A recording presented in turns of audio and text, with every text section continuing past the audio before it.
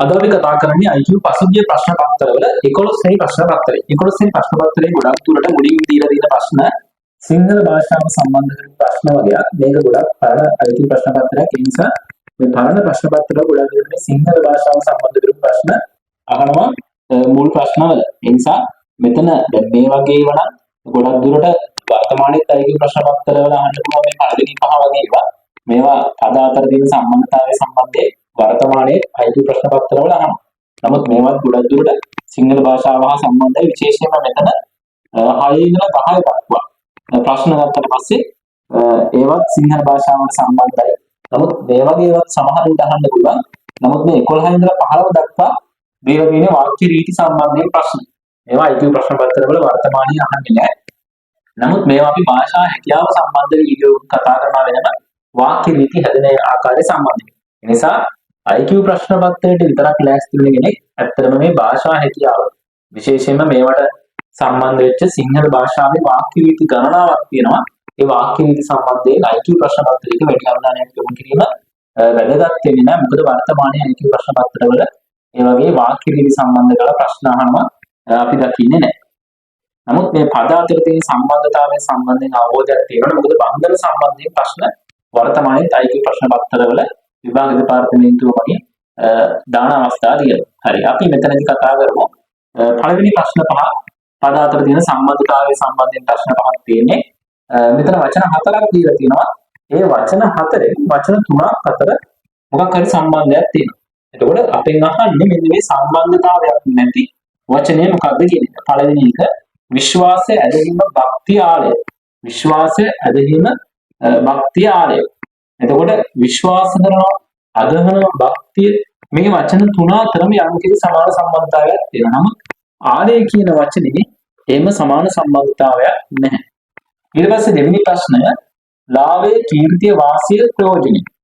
මේ ලාභයක් ගන්නවා කියන එක, වාසියක් ගන්නවා කියන එක, ප්‍රයෝජනයක් ගන්නවා කියන එක මේ වචන තුන අතරම යම්කිසි සමානතාවයක් තියෙනවා. නමුත් මේ දෙවෙනියට තියෙන කීර්තිය කියන වචනේ එහෙම සමාන සම්බන්ධතාවයක් නැහැ. ඒ අර වචන තුනට ඒ වචන ටිකක් වෙනස්. ඒ නිසා අපිට මෙතන උත්තරේ දෙවෙනි උත්තරේ විදිහට ගන්න පුළුවන්. ඊට පස්සේ රසුදල්, කිංකිණි, තාලම සහ ගෙච්චි. රසුදල්, කිංකිණි, ගෙච්චි කියන්නේ ගොඩක් දුරට ගෙච්චි වලටම භාවිත කරන පද කියලා හඳුන්වන්න පුළුවන්. නමුත් තාලම කියන්නේ ඒ ගෙච්චි වලට පාවිච්චි කරන වචනයක් නෙමෙයි. ඒ නිසා ඒක මෙතන නොගැලපෙන පදේ විදිහට ගන්න වෙනවා. හතරවෙනි එකේ ප්‍රගමණය, ප්‍රයාණය, අභ්‍යුදය සහ සංවර්ධනය. මෙතන ප්‍රගමණය කියන්නේ, අභ්‍යුදය කියන්නේ, සංවර්ධනය කියන්නේ සංවර්ධනය හා සමාන වෙච්ච වචන ටික. මොකද ප්‍රයාණය කියලා කියන්නේ ඒ හා සමාන වචනයක් නෙමෙයි. නිසා අපිට දෙවෙනි උත්තරේ ප්‍රයාණය කියන එක අර වචන දෙකක් ගැලපෙන්නේ නැහැ කියලා උත්තරේ ගන්න පුළුවන්. ඊට පස්සේ පස්වෙනි එකේ ජල, උදක, පාන, වායු. ජල, උදක, පාන, වායු. ජල, උදක, වායු මේ තුනම පාවිච්චි කරන්නේ ජලය සම්බන්ධ දේවල්. නම් පාන කියලා අපි පාවිච්චි කරන්නේ නැහැ. ඊට පස්සේ 6 ඉඳලා 10 දක්වා මෙතන දීලා තියෙනවා යම්කිසි වාක්‍යයක්. අන්නේ වාක්‍යයේ අරුත දෙන තනි යෙදුම මොකක්ද කියලා තමයි මෙතන අහන්නේ. අතට මේවත් හරියට අර තනි පද වගේ තමයි. මේවා සිංහල භාෂාව සම්බන්ධයෙන් අහන ප්‍රශ්න. නමුත් මෙතන මේ පරණ IQ ප්‍රශ්න පත්‍රයක් ඉන්න මේ වගේ ප්‍රශ්න දාලා තියෙනවා. අපි ඒකත් කෙටියෙන් බලමු. මෙතන කියනවා අන්‍යයන්ට පොදු නොවන්නාව. අන්‍යයන්ට පොදු නොවන්නාව කියන අදහස දෙන්නේ අසමාන කියන වචනේ. ඊට පස්සේ 7 වෙනි එක රටක ආර්ථික තත්ත්වය උස් පහත් වීම. උස් පහත් වීමට කියන්නේ උච්චාවචනය කියන්නේ. ආර්ථික තත්ත්වය උස් පහත් වීම කියන්නේ උච්චාවචනය. ඊට පස්සේ මද වූ ප්‍රඥාව ඇති තැනත්තා බුද්ධිහීනයා කියලා ගන්න පුළුවන්. කටුකොහල් හැර අලුත් ක්‍රියා කරනවා කියන්නේ ප්‍රතිසංස්කරණය කරනවා කියන එක. මුල් කෘතියේ පදයක් පාසා අර්ථ දක්වමින් කියන්නේ සම්නය. ගැටපදේ කියන්නේ අර්ථ තමයි දක්වන්නේ. එතනදී නිශ්චිත අමාරු පදවල අර්ථය විතරයි දක්වන්නේ. සම්නය කියන එකේ පදයක් පාසා අර්ථ දාන්න. ඔය ටික තමයි මේ 6 ඉඳලා 10 දක්වා ප්‍රශ්න වලට උත්තර. ඊළඟට 11 ඉඳලා 15 දක්වා තියෙන්නේ වාක්‍ය රීති සම්බන්ධ කරපු ප්‍රශ්න ටිකක්. මම මෙතනදී මේ ප්‍රශ්න ගැන අවධානය යොමු කරන්නේ නැහැ. කාට හරි කෙනෙකුට ඕන නම් මේ රීති සම්බන්ධයෙන් ඉඳන් අපි මේ සම්බන්ධයෙන් වෙනම පාඩමක් කරනවා භාෂා හැකියාව සම්බන්ධයෙන්. එතකොට මේ වීඩියෝ එක බලලා මේ රීති සම්පූර්ණයෙන්ම තීව්‍රව ඔබට ඉගෙන ගැනීම හැකියාව තියෙනවා. මෙතන IQ ප්‍රශ්න පත්‍රයේදී ඔබට මේ භාෂා හැකියාව සම්බන්ධයෙන් වාක්‍ය රීති සම්බන්ධයෙන් අවබෝධයක් අවශ්‍ය වෙන්නේ නැහැ. මොකද වර්තමානයේ විභාග දෙපාර්තමේන්තුවකින් ප්‍රශ්න පත්‍රවල IQ ප්‍රශ්න පත්‍රවල මේ භාෂා රීති සම්බන්ධයෙන් ප්‍රශ්න දානවා අඩුයි. හරි, ඊට පස්සේ අපි කතා කරනවා 16 ඉඳලා 20 දක්වා ප්‍රශ්නේ. මෙතන ඊටාම වැදගත් ප්‍රශ්නයක් තියෙනවා. මේක තර්කන රාමු සම්බන්ධයෙන් තර්කණයේ සම්බන්ධ කොට තර්කන රාමුවක් සම්බන්ධයෙන් ගැටලුවා. මෙතන තියෙනවා 16 ඉඳලා 20 දක්වා ප්‍රශ්නවල LMNOP සහ Q LMNOP සහ Q කියලා මහාචාර්යවරු ඉන්නවා 6 දෙනෙක්. මහාචාර්යවරු 6 දෙනෙක් ඉන්නවා. මෙන්න මේ 6 දෙනා අලෙවිකරණය, මූල්‍යකරණය, තොරතුරු තාක්ෂණය, උපාය මාර්ග, මෙහෙයුම් කියලා පාඨමාලා 5ක් බාරව කටයුතු කරනවා. අලෙවිකරණය, මූල්‍යකරණය, තොරතුරු තාක්ෂණය, උපාය මාර්ග, මෙහෙයුම් කියලා පාඨමාලා 5ක් බාරව කටයුතු කරන ආකාරය සම්බන්ධයෙන් යම්කිසි තොරතුරු ටිකක් දීලා තියෙනවා. හරි, එහෙනම් ඊටාම වැදගත් වන්නේ මෙන්න මේ වගේ තර්කන රාමු සම්බන්ධයෙන් ගැටලුවක් දුන්නාම පළවෙනිට එකපාරක් මෙන්න මේක කියලා තර්කන රාමුවක්ද නැත්නම් තර්කණයේ මත පදනම් වෙච්ච ගැටලුවක්ද කියන එක හොඳින් තේරුම් අරගෙන රාමුවක් නම් අපි ඒ රාමුවේ කොහොමද මේ තොරතුරු ඇතුළත් කරන්න කියන එක ඔළුවට දා ගන්නවා. එහෙම නැත්නම් තර්කණයක් නිශ්චිත රාමුවක ඇතුළත් කරන්න බෑ නම් මේ තොරතුරු කොයි වගේ සටහනක් දාලාද මේ ප්‍රශ්නට උත්තර ගන්න කියන එක පිළිබඳව අවබෝධයක් තියාගන්නවා. හරි, මෙතන කියනවා දැන් මෙතන ඔක්කොම ඉන්නවා මහාචාර්යවරුන් 6 දෙනෙක් ඉන්නවා. ඒගොල්ලෝ බාරව කටයුතු කරන පාඨමාලා 5ක් තියෙනවා.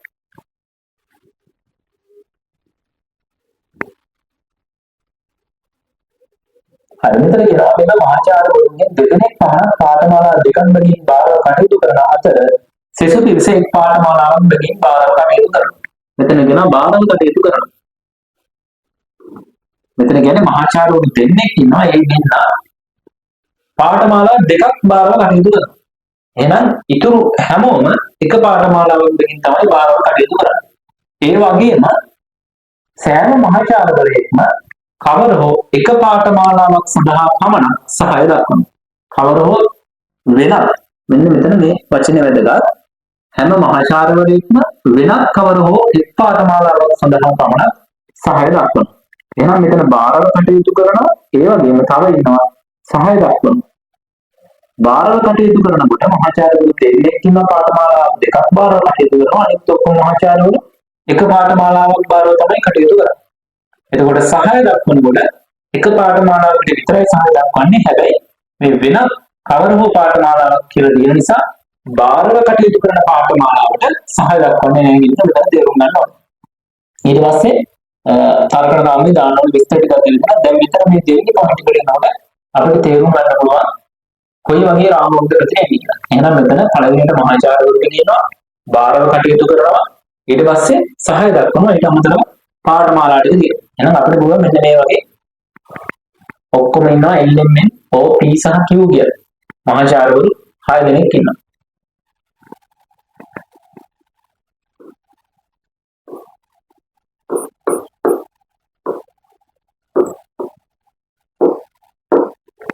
LMN OP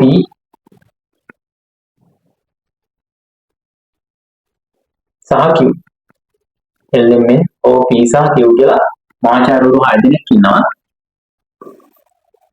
මේ මහාචාර්යවරු පාඨමාලා බාරව කටයුතු කරනවා. ඊට අමතරව පාඨමාලාවට සහාය දක්වනවා. බාරව කටයුතු කරනවා, සහාය දක්වනවා.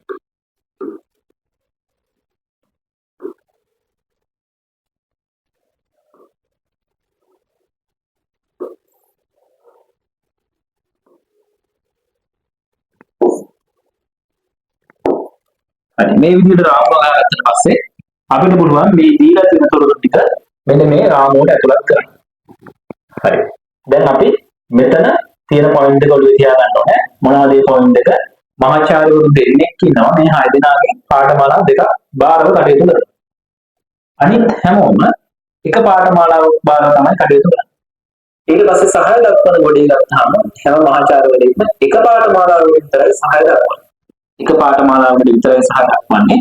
හැබැයි මෙතන වෙනත් කවර හෝ එක පාඨමාලාවක් කියලා තියෙන නිසා බාරව කටයුතු කරන පාඨමාලාවට සහාය දක්වන්නේ නැහැ. ඔන්න ඔය ටික මතක තියාගන්න මේ තොරතුරු ටික ඇතුළත් කරමු. මෙතන කියනවා මූල්‍යකරණ පාඨමාලාවට සහාය දක්වන මහාචාර්යවරයා ඕ වේ. එහෙනම් ඕ කියන මහාචාර්යවරයා සහාය දක්වන්නේ මූල්‍යකරණයට. නම් මෙතන ඉන්න ඕනේ මූල්‍යකරණය.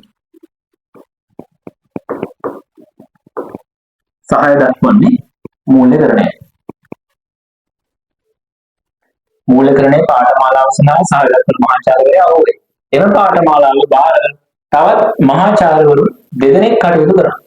එහෙනම් මේ මූල්‍ය කියන එක බාරව තවත් මහාචාර්යවරු දෙදෙනෙක් ඉන්නවා. එහෙනම් අපි ඒක චුට්ටක් පැත්තකින් සටහන් කරගමු. මූල්‍ය බාරව මහාචාර්යවරු දෙන්නෙක් ඉන්නවා.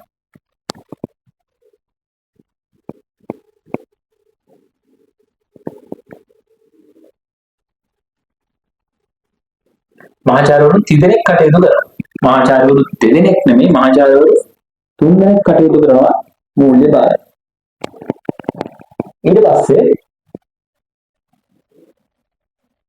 එල් මූල්‍යකරණය හා තොරතුරු තාක්ෂණය යන පාඨමාලාවක් බාරව කටයුතු කරනවා. එල් කියන කෙනා මූල්‍යකරණයයි තොරතුරු තාක්ෂණය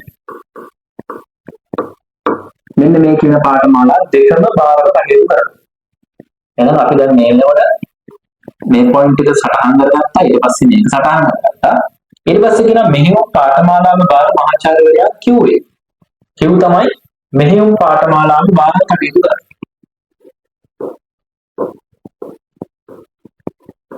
මෙහෙයුම් බාර කටයුතු කරන්නේ කිව්. එම පාඨමාලාව සඳහා N හා P කියන දෙදෙනාම සහාය දක්වනවා. N සහ P කියන දෙදෙනාම මෙහෙයුම් කිලකට සහාය දක්වනවා. N මෙහෙයුම් වලට සහාය දක්වනවා. ඊට පස්සේ P මෙහෙයුම් වලට සහාය දක්වනවා. P මෙහෙයුම් වලට සහාය දක්වනවා. N සහ P යන දෙදෙනාම සහාය දක්වනවා මෙහෙයුම් පාඨමාලාව. මේ පොයින්ට් එකක් තමයි. ඊට පස්සේ උපායමාන පාඨමාලාව බාරව කටයුතු කරන මහාචාර්යවරයා වෙනත් පාඨමාලා බාරව කටයුතු නොකරයි. උපායමාන පාඨමාලාව බාර වෙන කෙනා වෙනත් පාඨමාලාව බාරව කටයුතු කරන්නේ නැහැ. ඒක අපි චුට්ටක් තියාගමු. ඊට පස්සේ ඊළඟට කියනවා L හා N යන මහාචාර්යවරු බාරකාරත්වය කරන පාඨමාලා එකිනෙකට සමාන වෙනවා. L සහ N බාරකාරත්වය කරන පාඨමාලා එකිනෙකට සමාන වෙනවා. අපි දැනටමත් දන්නවා L බාරව කටයුතු කරන්නේ මූල්‍ය සහ තොරතුරු. මූල්‍යකරණය සහ තොරතුරු. එහෙනම් N බාරව කටයුතු කරන්න ඕනේ මූල්‍යකරණය සහ තොරතුරු. දැන් අපිට මුලින් කිව්වා පාඨමාලා දෙකක් බාරව කටයුතු කරන්නේ මහාචාර්යවරු දෙදෙනෙක් විතරයි. අනිත් හැමෝම කටයුතු කරන්නේ එක පාඨමාලාවක් බාරව විතරයි. ඒ නිසා මෙතන එන්න ඕනේ එක පාඨමාලාවක් විතරයි. ඊට පස්සේ කියනවා P හා Q අතරේ එක් මහාචාර්යවරයෙක් පළවෙනි කරන පාඨමාලාව බාරව කටයුතු කරන අතර අනෙක් මහාචාර්යවරයා එම පාඨමාලාවට සහාය දක්වනවා. P සහ Q. P සහ Q ගත්තට පස්සේ එක්කෙනෙක් අලෙවි කරන පාඨමාලාව බාරව කටයුතු කරනවා. එහෙනම් Qට දාන්න බෑ අලෙවි කරන. Qට බාරව කටයුතු කරන විදිහට අලෙවි කරන්නේ දාන්න බෑ. ඒ නිසා ඒක අපිට දාන්න වෙන්නේ Pට. Pට තමයි අලෙවිකරණය දාන්න වෙන්නේ. එහෙනම් P සහ Q අතරින් එක්කෙනෙක් අලෙවිකරණය බාරව කටයුතු කරනවා නම් අනෙක් කෙනා අලෙවිකරණයට සහාය දක්වනවා. මෙතන එන්න ඕනේ අලෙවිකරණය. කොහොමද අපව මේ පොයින්ට් එක හරි. P සහ Q අතරින් එක් මහාචාර්යවරයෙක් අලෙවිකරණ පාඨමාලාව බාරව කටයුතු කරනවා අනෙක් මහාචාර්යවරයා අලෙවිකරණ පාඨමාලාවට සහාය දක්වනවා. මේ පොයින්ට් එකත් හරි මේ පොයින්ට් එකත් හරි. තවද මෙම සෑම පාඨමාලාවක් සඳහාම බාරකාරත්වය දරන හෝ සහාය දක්වන හෝ මහාචාර්යවරු යටත් පිරිසෙන් එක් අයෙකු බැගීමක් තියෙනවා. එහෙනම් එකකට එක්කෙනෙක් හරි ඉන්නවා.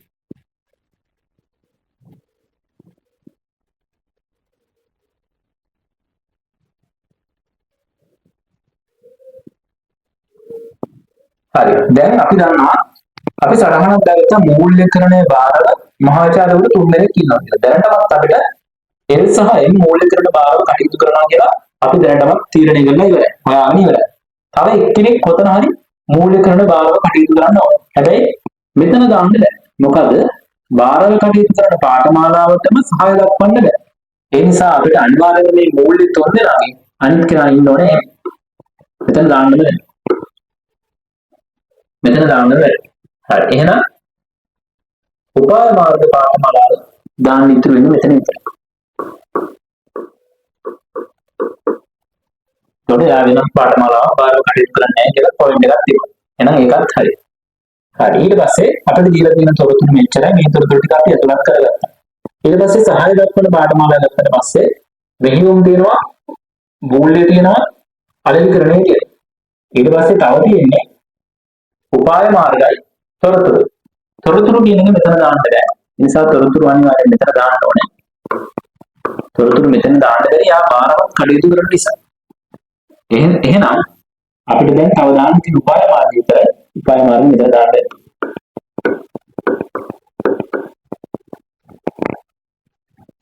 හරි දැන් අපි සියලුම තොරතුරු මෙන්න මේ බගුවට ඇතුළත් කරගෙන මේ වෙනකොට මෙන්න මේ අරගෙන නාමුඩ අදාළ තොරතුරු මේ ආමුදුරට ඇතුළත් කරගෙන ඉන්න. ඊට පස්සේ අපිට ඊටාම ලේසියෙන් මෙන්න මේ ප්‍රශ්න වලට උත්තර හොයාගන්න පුළුවන්.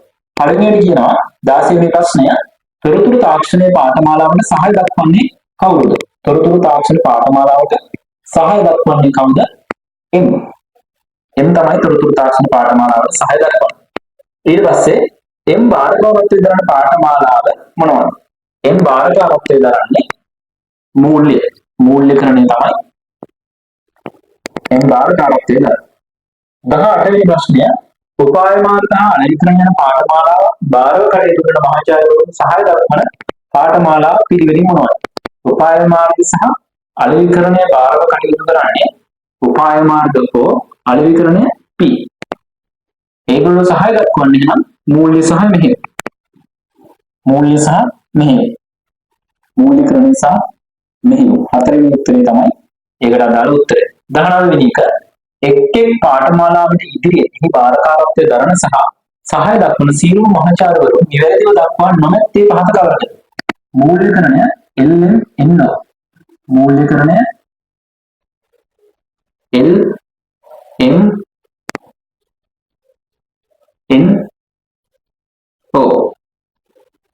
එහෙනම් හරි LMN මූල්‍යකරණයට භාරව කටයුතු කරනවා. O මූල්‍යකරණයට සහාය දක්වනවා. එහෙනම් මේ උත්තරේ හරි.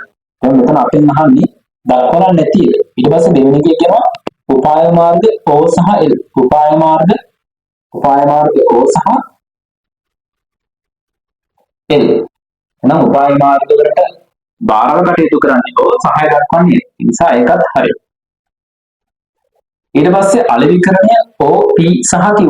අලෙවිකරණය O P සහ Q. බලන්න O අලෙවිකරණයෙන්ද නැහැ.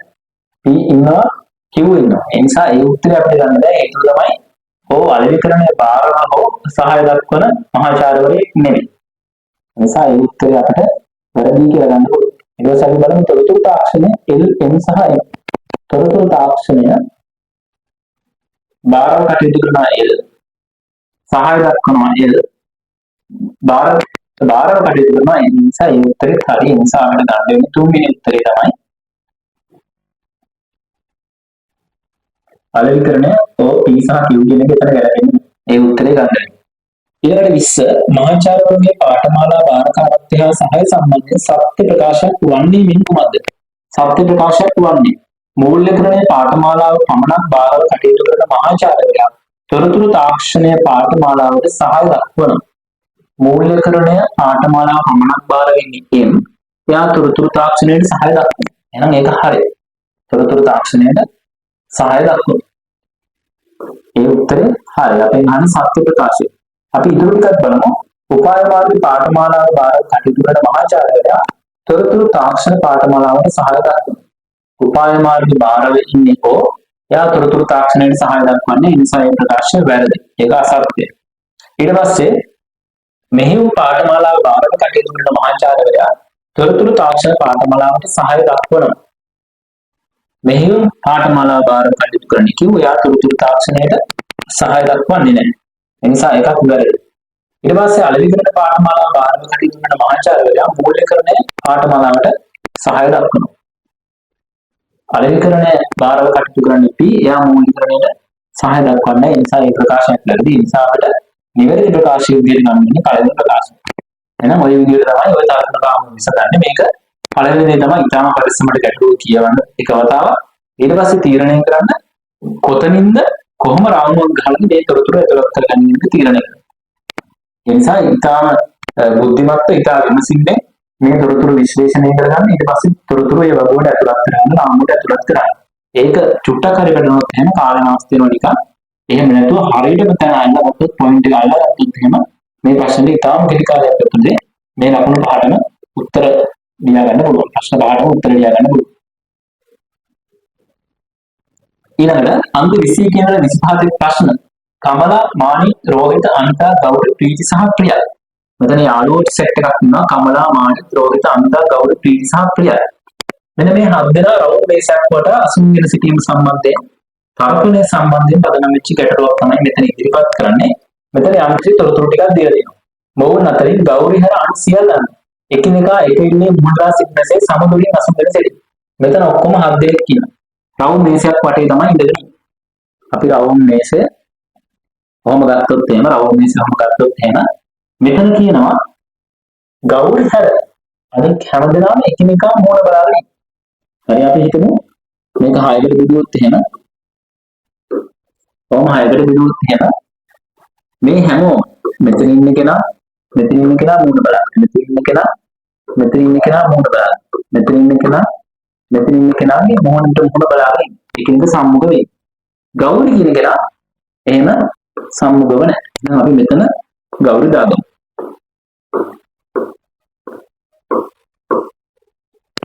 හරි. හරි. ඊට පස්සේ කියනවා රෝහිත ප්‍රියාට දකුණු පසින් දෙවන්නා ලෙස අසුන්ගෙන සිටි. දැනට අපිට රෝහිත කොතනද කියලා දාගන්න බැහැ. ඒ නිසා අපි චුට්ටක් මේක වෙනම ලියාගමු. රෝහිත ඉන්නේ ප්‍රියාට දකුණු පැත්තේ දෙවන්නා ලෙස. අපි හිතමුකෝ ප්‍රියා ඉන්නේ මෙතන කියලා. එහෙනම් දකුණු පැත්තෙන් දෙවන්නා ලෙස තමයි රෝහිත ඉන්නේ. දකුණු පැත්තෙන් දෙවන්නා ලෙස. මෙතන තව කෙනෙක් ඉන්නවා. රෝහිත ඉන්නේ ප්‍රියාට දකුණු පැත්තෙන් දෙවන්නා ලෙස අසුන්ගෙන ඉන්නවා. ප්‍රීති අසුන්ගෙන සිටින්නේ අමිතාට ආසන්නයේ ළඟින්ම වම් පසින්. ප්‍රීති අසුන්ගෙන ඉන්නේ අමිතාට ආසන්නයේ ළඟින්ම වම් පසින්.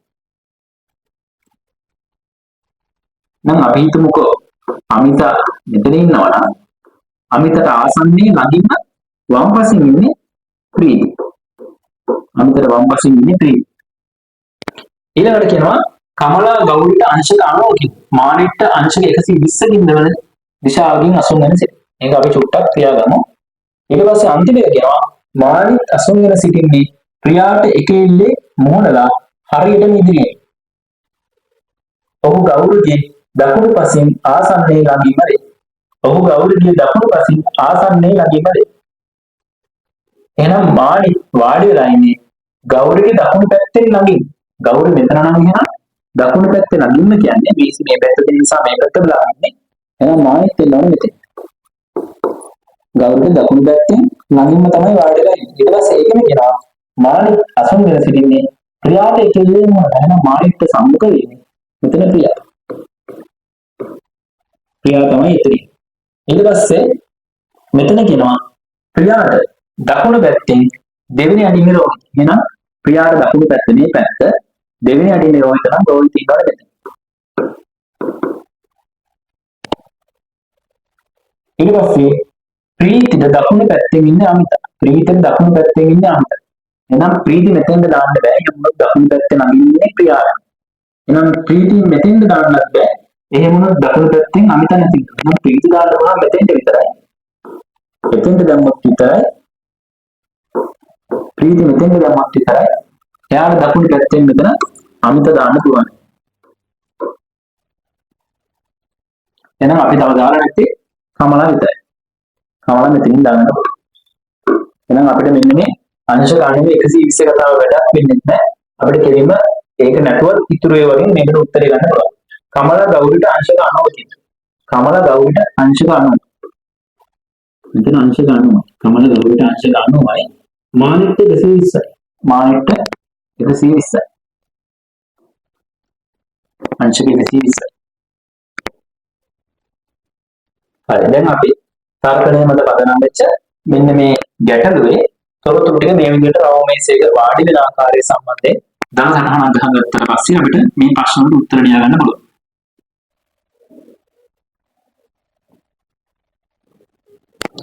21 කියනවා රෝහිත හා මානිත් අතර අසුන්ගෙන සිටීමේ කවරේ? රෝහිත සහ මානිත් අතර අසුන්ගෙන සිටීමේ ගෞරවය. 22 වෙනි ප්‍රශ්නය එකිනෙකාට එකිනෙකගේ මුහුණ හරියට ඉදිරියෙන් අසුන්ගෙන සිටින දෙදෙනෙකු වන්නේ රෝහිත හා ප්‍රීති. රෝහිත හා ප්‍රීති එකිනෙකට මුහුණට මුහුණ බලාගෙන වාඩි වෙලා නැහැ. අමිතා සහ කමල. අමිතා සහ කමල එකිනෙකට මුහුණ බලාගෙන වාඩි වෙලා නැහැ. නිසා එකක් ඉවරයි. ඊට පස්සේ හතරෙනි උත්තරේ කියන්නේ රෝහිත සහ අමිතා. රෝහිත සහ අමිතා තමයි එකිනෙකට මුහුණ බලාගෙන වාඩි වෙලා ඉන්නේ. ඒ නිසා අපිට 22 වෙනි ප්‍රශ්නේ උත්තරේ ගන්න වෙන්නේ හතරෙනි උත්තරේ. ඊළඟට 23 වෙනි ප්‍රශ්නය ගෞරිට අංශක 90කින්ද රෝහිතට අංශක 120කින් වෙන දිශාවකින් අසුන්ගෙන සිටින්නේ කවරේද? එහෙනම් ගෞරිට අංශක 90කින් වාඩිලා ඉන්නවා කමලා සහ ප්‍රීති. කමලා සහ ප්‍රීති වාඩි වෙලා ඉන්නවා. ප්‍රීති සහ කමලා නම් අංශක 90කින් වාඩිලා ඉන්නවා. හැබැයි අමිතා සහ ප්‍රියා මෙන්න ගෞරිට අංශක 90කින් නෙමෙයි අමිතා. ඒ වගේම ගෞරිට අංශක 90කින් නෙමෙයි ප්‍රියා. ඒ නිසා ඒ උත්තර දෙක ගන්න බැහැ. අමිතා සහ ප්‍රියා ගන්න බැහැ. ඊට පස්සේ අපි බලමු රෝහිතට අංශක 120කින් ඉන්නේ ප්‍රීතිද කමලද? රෝහිතට අංශක 120කින් ඉන්නේ ප්‍රීතිද කමලද? රෝහිත ඉන්නේ මෙතන. කමලා ඉන්නේ මෙතන. මේ අතර කෝණේ අංශක 120ක් නෙමෙයි. ඒ නිසා අපිට ගන්න වෙන්නේ ප්‍රීති. උත්තරේ විදිහට ගන්න වෙන්නේ ප්‍රීති.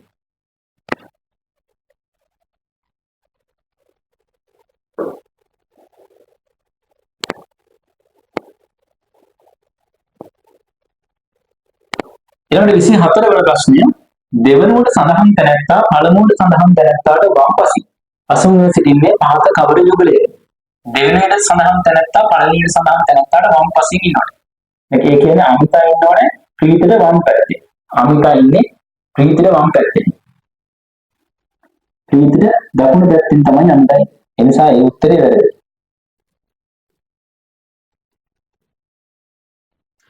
කමලා ප්‍රියා කමලට වම් පැත්තෙන්ද ප්‍රියා ඉන්නේ.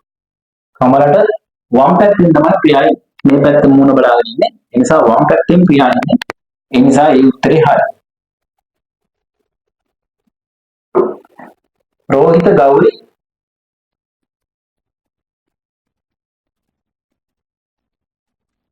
රෝහිතට වම් පැත්තෙන්ද ගෞරි. රෝහිතට වම් පැත්තෙන් නෙමෙයි දකුණු පැත්තෙන් ගෞරි. ඒ නිසා ඒ උත්තරෙත් වැරදි.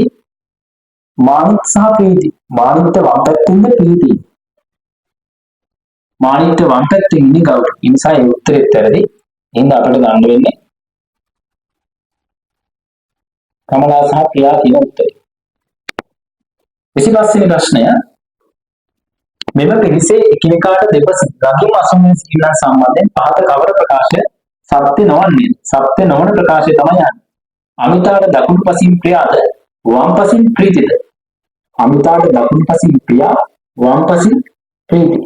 අමිතාට දකුණු පසින් ප්‍රියා ඉන්නවා වම් පැත්තෙන් ප්‍රීති ඉන්නවා. එහෙනම් ඒක හරියි. දකුණු පසින් ප්‍රියා වම් පැත්තෙන් ප්‍රීති.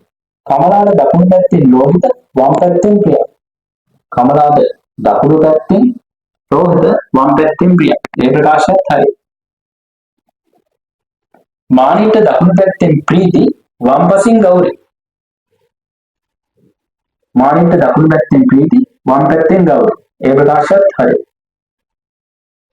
ප්‍රියාට දකුණු පසින් අමිතාට වම් පසින් කමලා. ප්‍රියාට දකුණු පැත්තෙන් නෙමෙයි අමිතා ඉන්නේ වම් පැත්තෙන්. ඒ නිසා ඒ උත්තරේ වැරදි.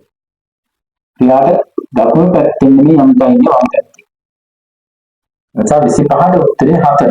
ඒ උත්තරේ නිවැරදි වන්නේ නැහැ. දැන් තර්කදී සම්බන්ධයෙන් මේ විදිහට වටමේස සම්බන්ධයෙන් ගැටලු හදන විදිහ අපි තියෙන පාඩම් වලත් කතා කරලා තියෙනවා.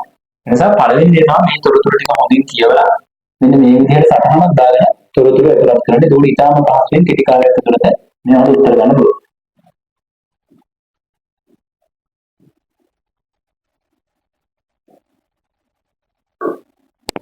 26 ඉඳලා 30 දක්වා 26 ඉඳලා 30 දක්වා එක එක ප්‍රශ්නයන්දී කිසියම් ගැටලුවක් සහ ඒ ගැටලුව විසඳීම සඳහා යොදා ගන්න පුළුවන් කියලා අපේක්ෂා කරන එක දෙක වශයෙන් ප්‍රකාශ දෙකක් දීලා තියෙනවා. මෙතන කියනවා මේ ගැටලුව විසඳන්න.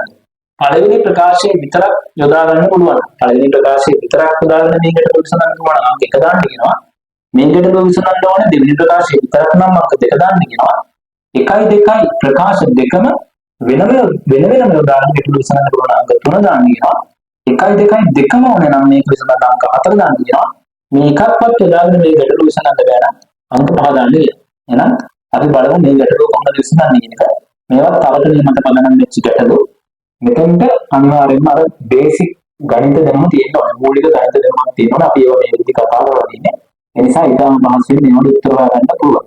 ඒ නිසා පළවෙනි දේ තමයි මේ වගේ ගැටලුවක් දුන්නා. ඒ ගැටලුව කියවලා ඒ ප්‍රකාශ දෙක ඊටම පරිස්සමින් කියවන්න. සමහර විට එක ප්‍රකාශයක් ප්‍රදාන ගැටලු විසඳන්න පුළුවන් වෙන්න පුළුවන්. සමහර විට මේ ප්‍රකාශ දෙකම මේ ගැටලු විසඳන්න අවශ්‍ය වෙන්න පුළුවන්. සමහර විට මේ එකක්වත් ප්‍රදාන ගැටලු විසඳන්න බැරි වෙන්නත් පුළුවන්. හරි ඒ නිසා ඊටම පරිස්සමින් මේ වගේ ගැටලු විසඳන්න. මෙතන කියනවා A හා B නගර දෙක අතර දුර කොපමණද?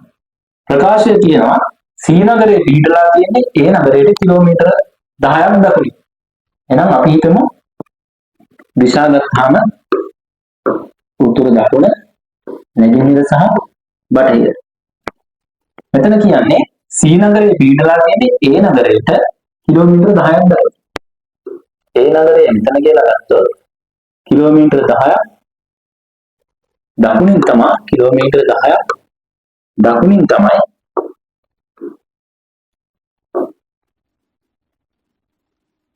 C නගරයේ පිහිටලා තියෙන්නේ. A නගරයට කිලෝමීටර 10ක් දකුණින් තමයි C නගරයේ පිහිටලා තියෙන්නේ. දැන් අපිට කියන්න පුළුවන්ද මේ කියන තොරතුරු පදනම් කරලා අපිට කියන්න පුළුවන්ද A හා B නගර දෙක අතර කොච්චර දුරද? මොකද B නගරයක් ගැන මෙතන දීලා නැහැ. ඒ නිසා අපිට A සහ B නගර අතර දුරක් අපිට කියන්න බැහැ. ඒ නිසා පළවෙනි ප්‍රකාශයෙන් විතරක් යොදාගෙන අපිට මේක කියන්න බැහැ. ඊට පස්සේ කියනවා B නගරයේ පිහිටලා තියෙන C නගරයට කිලෝමීටර 15ක් බටහිර. C නගරයට කිලෝමීටර 15ක් බටහිර. නම් මේ පැත්තට තමයි B නගරයේ පිහිටලා තියෙන්නේ. දැන් මේ ප්‍රකාශයේ විතරක් යොදාගන්න. දැන් මේක හැල නැහැ කියන හිතුවොත් එහෙම C නගරයට කිලෝමීටර 15ක් බටහිරින් තමයි B නගරේ පිහිටලා තියෙන්නේ කියන එකෙන් අපිට කියන්න බෑ A සහ B නගර කියන අතර දුර. මොකද දෙවෙනි ප්‍රකාශයේ A කියන නගරය ගැන සඳහන් වෙන්නේ. ඒ නිසා අපිට දැන් මෙන්න මේ තොරතුරු දෙක මේ ප්‍රකාශ දෙකම මේ විදිහට සඳහන් කරගත්ත පස්සේ ඒ කියන්නේ A සහ C අතර දුරක් ගන්නවා B සහ C අතර දුරක් ගන්නවා. එහෙනම් අපිට පයිතගොරස් සම්බන්ධය පාවිච්චි කරලා පයිතගොරස් සම්බන්ධය පාවිච්චි කරලා මෙන්න මේ දුර හොයාගන්න පුළුවන්. එතකොට මෙතන ඍජු කෝණයක් හැදෙන්නේ. ඍජු කෝණී ත්‍රිකෝණයක මෙන්න මේ පාද දෙක මත අඳින ලද සමචතුරස්‍රවල වර්ගඵලවල එකතුව මෙන්න මේ පාදයේ මත අඳින ලද සමචතුරස්‍රවල වර්ගඵලයෙන් සමානයි. ඔය කියන පයිතගොරස් ප්‍රමේය සම්බන්ධය පාවිච්චි කරලා අපිට මේ දුර හොයාගන්න පුළුවන්. මෙතන දුර කොච්චරද කියලා අහන්නේ අපෙන් අහන්නේ මේක විසඳන්න මේ ප්‍රකාශ වලින් මොනවද වැදගත් වෙන්නේ කියන එක. එක සහ දෙක කියන දෙකම එකට යොදාගෙන මේ ගැටලුව විසඳන්න ඕනේ. එහෙනම් 1 2 ප්‍රකාශ දෙකම එකට යොදාගෙන ගැටලුව විසඳන්න නම් අපිට මෙතන උත්තරේ දාන්න වෙන්නේ අංක 4. ඊළඟට 27 වෙනි ගැටලුව. 27 වෙනි ගැටලුව. නීලා, පූජා සහ මොනිකා යන තිදෙන අතරින් උසින් වැඩිම තැනැත්තිය කවුද? පළවෙනි ප්‍රකාශයේ කියනවා නීලා පූජාට වඩා උසයි. නීලා උසයි පූජාට වඩා. නීලා උසයි පූජාට වඩා. නමුත් පූජා මොනිකා තරම් උස නැහැ. මේ පූජා මොනිකා තරම් උස නැහැ. නම් මොනිකා පූජාට වඩා උසයි. හැබැයි අපිට මෙතනදී හොයාගන්න බෑ n සහ m. එහෙම නැත්නම් නීලා සහ මොනිකා දෙන්නගෙන් කවුද උස කියලා. මේ ප්‍රකාශයෙන් අපිට ඒක හොයාගන්න බෑ. නිසා පළවෙනි ප්‍රකාශය උදාගෙන අපිට ඒකට උත්තරයක් ගන්න බෑ. ඊට පස්සේ කියනවා දෙවෙනි ප්‍රකාශයේ පූජා මොනිකාට වඩා උස නම්. දෙවෙනි ප්‍රකාශයේ කියනවා පූජා කියන කෙනා පූජා මොනිකාට වඩා උස නම්. පූජා කියන කෙනා මොනිකාට වඩා උස නම් නීලා තරම් උස නැහැ. පූජා නීලා තරම් උස නැහැ. එහෙනම් නීලා තමයි මෙතන උසම කෙනා කියලා මේ දෙවෙනි ප්‍රකාශයෙන් ගන්න පුළුවන්. එහෙනම් අපිට දෙවෙනි ප්‍රකාශයේ විතරක් උදාගෙන මේක උත්තරේ ගන්න ඕනේ. දෙවෙනි ප්‍රකාශයේ පමණක් උදාගෙන මේක විසඳන්න පුළුවන් නම් අපි උත්තරේ දාන්නේ අංක 2. ඒ දාන්නේ අංක 2.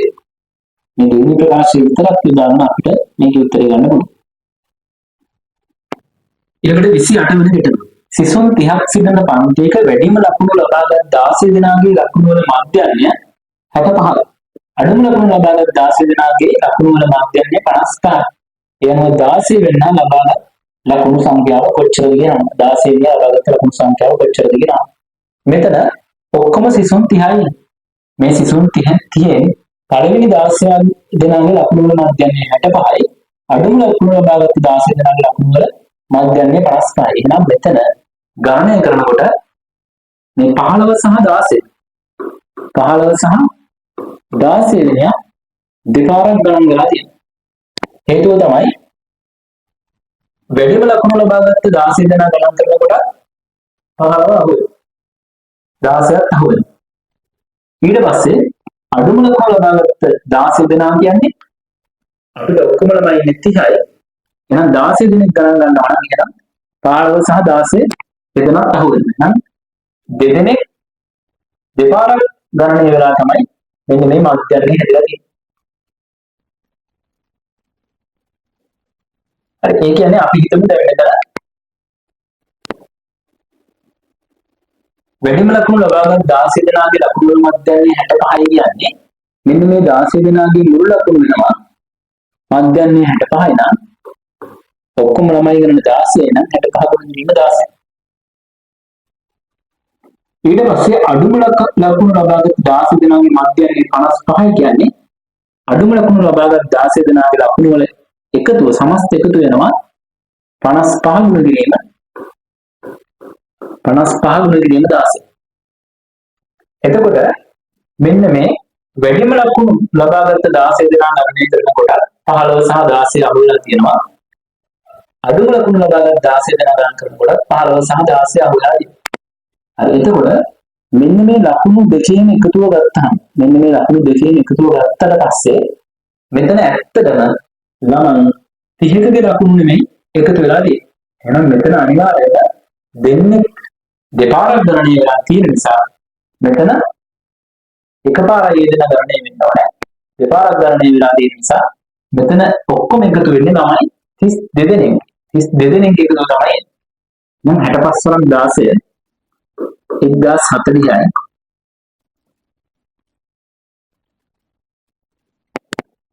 55 වරක් 16 880. 1040යි 880යි එකතු කරපුවාම මේ 32 දෙනෙකුගේ ලකුණු වල එකතු වෙනවා. එහෙනම් 0.0යි 4යි 8යි 12න් දෙක දැම්ම එකක් ඉතුරුයි 1යි 8යි 9යි 1යි.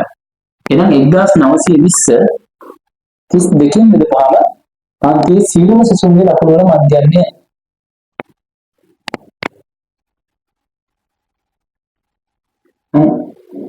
1920 32කින් බෙදපුවාම උත්තරේ 60යි කියන. එහෙනම් මේ ප්‍රකාශය හරි. පන්තියේ සියලුම සිසුන්ගේ ලකුණු මධ්‍යන්‍ය 60යි කියන එක හරි. ඊට පස්සේ කියන පන්තියේ සියලුම සිසුන්ගේ ලකුණු වල IQ 1800යි. හරි. එහෙනම් දැන් මෙතන ඔක්කොම 1800යි නා. දැන් මෙතන 1920ක් වෙලා දෙන්නේ 32 දෙනෙක්ගේ ලකුණු එකතු වෙලා. එහෙනම් මෙතන මධ්‍යන්‍ය 60යි නා. 60 දෙකක් මෙතනින් අයින් වෙනවා. ළමයි ඉන්නේ 32ක් නිසා. එහෙනම් 60 දෙකක් අයින් වුණාට පස්සේ 120ක් අයින් වුණාම 1800ක් වෙනවා ලකුණු IQ 1800. මේ ප්‍රකාශ දෙක හරියි. හැබැයි අපිට මේ තියෙන තොරතුරු පදනම් කරගෙන කීයටවත් කියන්න බෑ 16 වෙනියා ලබාගත්ත ලකුණු කොච්චරද කියලා. දැන් මෙතන ඔක්කොම 1800යි. වැඩිපුර 1120ක් ඇවිල්ලා තියෙනවා. 1920 නිසා 120ක් ඇවිල්ලා තියෙනවා.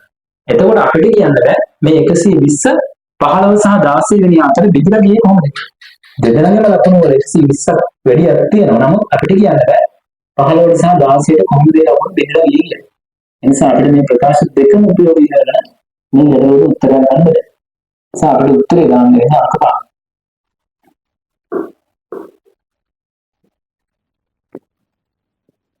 විශේෂ නම්බර් එකකට කියනවා PQRS සහ T කියන එකම පන්තියේ ඉගෙනම ලබන සිසුන් 5 දෙනාගෙන් වරින් අනුම තැනක් කවුද කියලා අහනවා.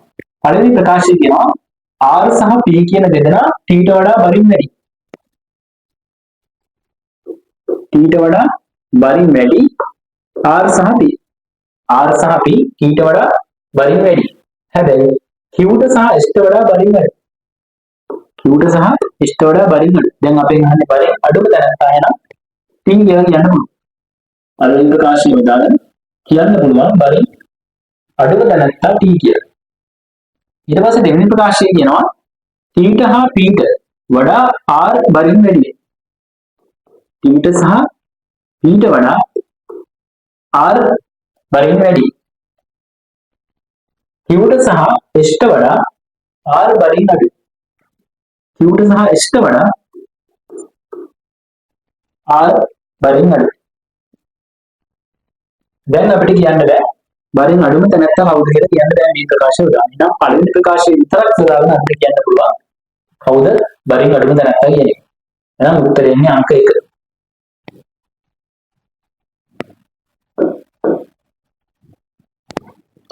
30 වෙනි ගැටලුව A B C D හා E නැමැති ළමුන් 5 දෙනෙක් එක පෙළට සිටගෙන සිටි. ඔවුන් අතරින් පෙළිය හරිමද සිටගෙන සිටින්නේ කවරේද? පළවෙනි ප්‍රකාශය කියනවා D සිටින්නේ E ට ළඟින්ම දකුණු පසින්. D ඉන්නේ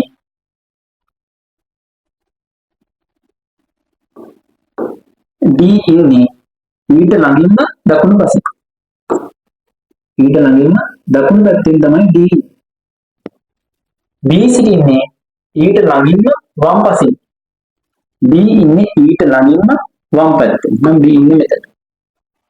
දැන් අපිට කියන්න බෑ A B C D කියන කට්ටියන්ගේ හරියට දෙන්නේ කවුද කියලා කියන්න බෑ පළවෙනි ප්‍රකාශය උදාන. දෙවෙනි ප්‍රකාශය කියන එම පෙළියේ වම් පස කෙළවර සිටගෙන සිටින්නේ B කියලා. හැබැයි අපිට මේ ප්‍රකාශය විතරක් උදාගෙන කියන්නත් බෑ මේ පෙළියේ මැද ඉන්නේ කවුද කියලා.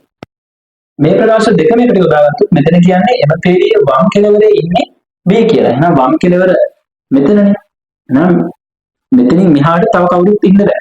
මෙතන ඉන්නේ ඔක්කොම ටික A B C D සහ E. එහෙනම් අපිට තව එන්න ඕනේ B E සහ D දීලා තියෙනවා. B E සහ D දීලා තියෙනවා. තව එන්න ඕනේ A සහ C. A සහ C තමයි මේ දෙපැත්තට එන්න ඕනේ. ඒ කවුද ඉන්නේ අපි දන්නේ නැහැ. මේ දෙන්න මාරු වෙලා ඉන්නත් පුළුවන්. හැබැයි මේ දෙන්න කොහොම ආවත් D ඉන්නේ මැද කියලා අපිට කියන්න පුළුවන් මේ ප්‍රකාශ දෙකම යොදාගෙන. නම් ප්‍රකාශ දෙකම යොදාගෙන අපිට කියන්න පුළුවන් කවුද මැද ඉන්නේ කියන එක. එහෙනම් ප්‍රකාශ දෙකම එකට යොදා ගන්න ඕනේ. එතකොට උත්තරේ එන්නේ අංක 4.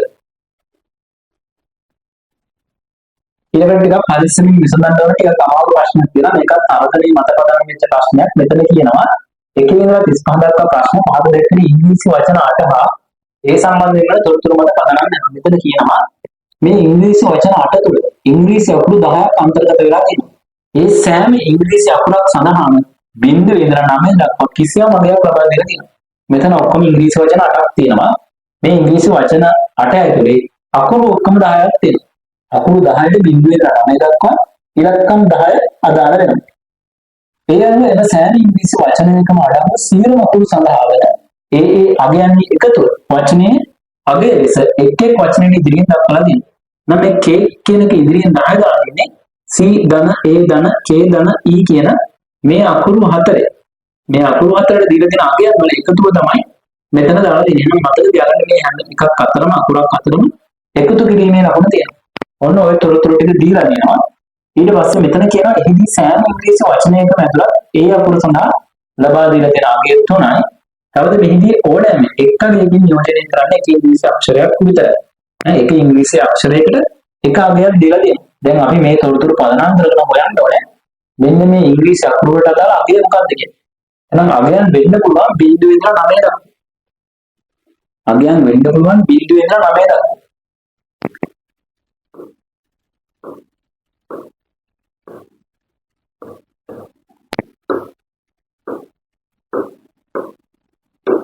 බිංදුවේ ඉඳලා 9 දක්වා වෙන්න පුළුවන් අගයන්. මෙතන ඒ අකුරට 3 දීලා තියෙනවා. නම් 3ට එන්න ඕනේ. ඒ අකුර ඉතුරු ටික දන්නේ නැහැ. ඉතුරු ටික අපි හොයාගන්න ඕනේ. ඒ හොයාගන්න පදනම් කරගන්න මෙන්න මේ දීලා දෙන තොරතුරු. නම් මේ දීලා දෙන තොරතුරු මත පදනම් වෙලා තමයි ඉතුරුව හොයාගන්න ඕනේ. මෙතන බලන්න අපි මේ වගේ අවස්ථාවල ටිකක් අකුරු අඩු වෙන තැනකින් පටන් ගන්නවා. අපි එකට අගයක් දීලා තියෙන නිසා ඒ අකුරක් තියෙන අකුරු අඩු එකක් තෝරගමු. අපි තෝරගමු cat කියන වචනේ. cat කියන වචනේ තෝරගත්තට පස්සේ මෙතන අපි දන්නවා ඒ අකුරු සඳහා ඉන්නේ 3 කියන එක. ඒ අකුරු සඳහා ඉන්නේ 3. එහෙනම් මෙතන තියෙන එකතු කිරීම. එකතු කිරීම තුන අනිත් පැත්තට අරන් යන්න පුළුවන්. එතකොට අඩු කිරීම තුනක් වෙනවා. එහෙනම් C එකතු කිරීම T සමානයි 7 කියලා අපිට හදාගන්න පුළුවන්. මෙතන C එකතු කිරීම T සමානයි මේ තුන අනිත් පැත්තට ගියපුවාම ඍණ වෙනවා. එහෙනම් 10න් 3ක් අඩු කරපුවාම 7යි. C එකතු කිරීම T සමානයි 7යි කියලා හදාගන්න පුළුවන්. සමීකරණ සම්බන්ධයෙන් අපි තීරි පාඩම මේ වෙනකොට කතා කරලා ඉවරයි. ඒ නිසා මේවා මම මෙතන කෙටියෙන් දාගන්නවා. IQ ප්‍රශ්න පත්‍රයක් වේගයෙන් විසඳනකොට අනිවාර්යයෙන්ම මෙහෙම ස්පීඩ් හදන්න ඕනේ. මේ එකතු කිරීම ලකුණු දාලා සූත්‍ර දාලා තැන් තැන් වල හදන්න ගියොත් වෙලාව යනවා. හරි එහෙනම් මේක තේරුම් ගන්න පළවෙනිට අපි තෝරගත්තා. අපිට දීලා තියෙන අකුරක අගයක් අපි ඒකත් තියෙන ටිකක් අඩු අකුරු සංඛ්‍යාවක් තියෙනක් තෝරගත්තා. එහෙනම් අපි කැට් කියන එක තෝරගත්තට පස්සේ අපිට සමීකරණයක් එනවා C එකතු කිරීම T සමානයි 7. ඊට පස්සේ අපි බලමු තව සමීකරණයක් හදාගන්න පුළුවන්ද කියලා C සහ T දාලා. හරි අපි හිතමු මෙන්න මේ T කියන එක සහ K කියන එක. T කියන එක සහ K කියන එක ගත්තට පස්සේ මෙතනත් AKE තියෙනවා මෙතනත් AKE තියෙනවා. එහෙනම් එක සමීකරණයකින් තව සමීකරණයක් අඩු කරොත් එහෙනම් අපිට T සහ C ඉතුරු කරගන්න පුළුවන්. එතකොට අපි දන්නවා අඩු කරනකොට මෙන්න මේ වචන දෙක ගත්තට පස්සේ සමීකරණයක් අඩු කරනකොට අපි කරන්නේ වැඩි එකෙන් අඩු එක අඩු කරනවා. එහෙනම් මේ T කියන එකෙන් K කියන එක අඩු කරනවා.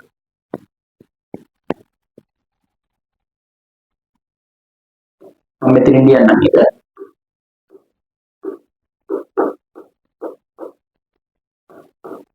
දහතුනයි මේකෙන් අඩු කරනවා.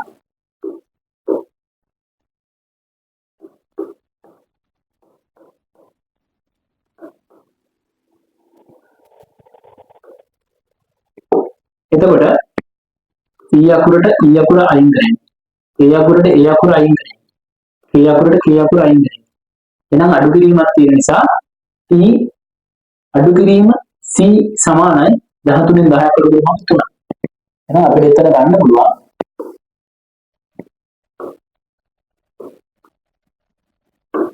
T අඩු කිරීම C සමානයි 3.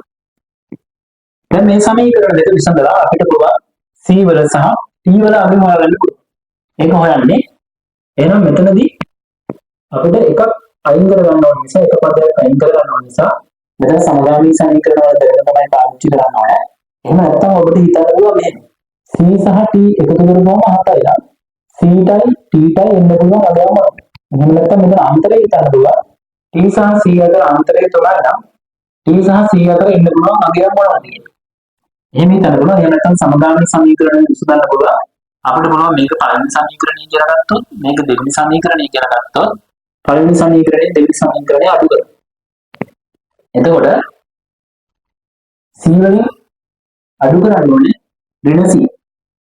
C වලින් අඩු කරපුවාම ඍණ C. එතකොට අපි දන්නවා ඍණයි ඍණයි ධන වෙනවා. එතකොට 2යි C වෙනවා. T වලින් අඩු කරපුවාම T අකුර අයින් බිඳුව වෙනවා. එහෙනම් 2යි C සමානයි 7න් 3ක් අඩු කරපුවාම 4යි. එහෙනම් C සමානයි 2යි. C සමානයි 2යි. නම් දෙකට එන්නේ C. C සමානයි 2යි. T ඍණ C සමානයි 3යි නම් අපි C ට 2 දැම්මොත් එහෙම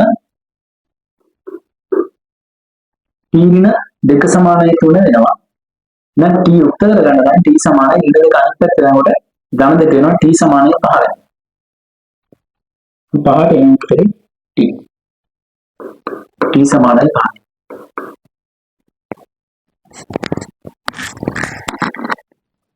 ඊට පස්සේ අපි බලමු මේ ටීක් සහ ටීම් කියන වචන දෙක.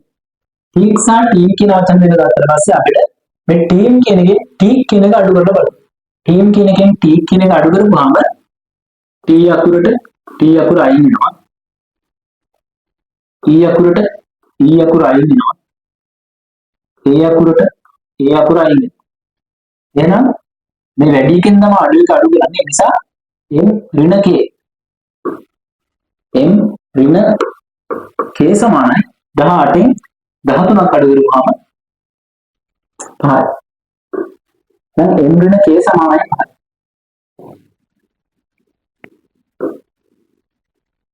m ඍණ k සමානයි 5යි.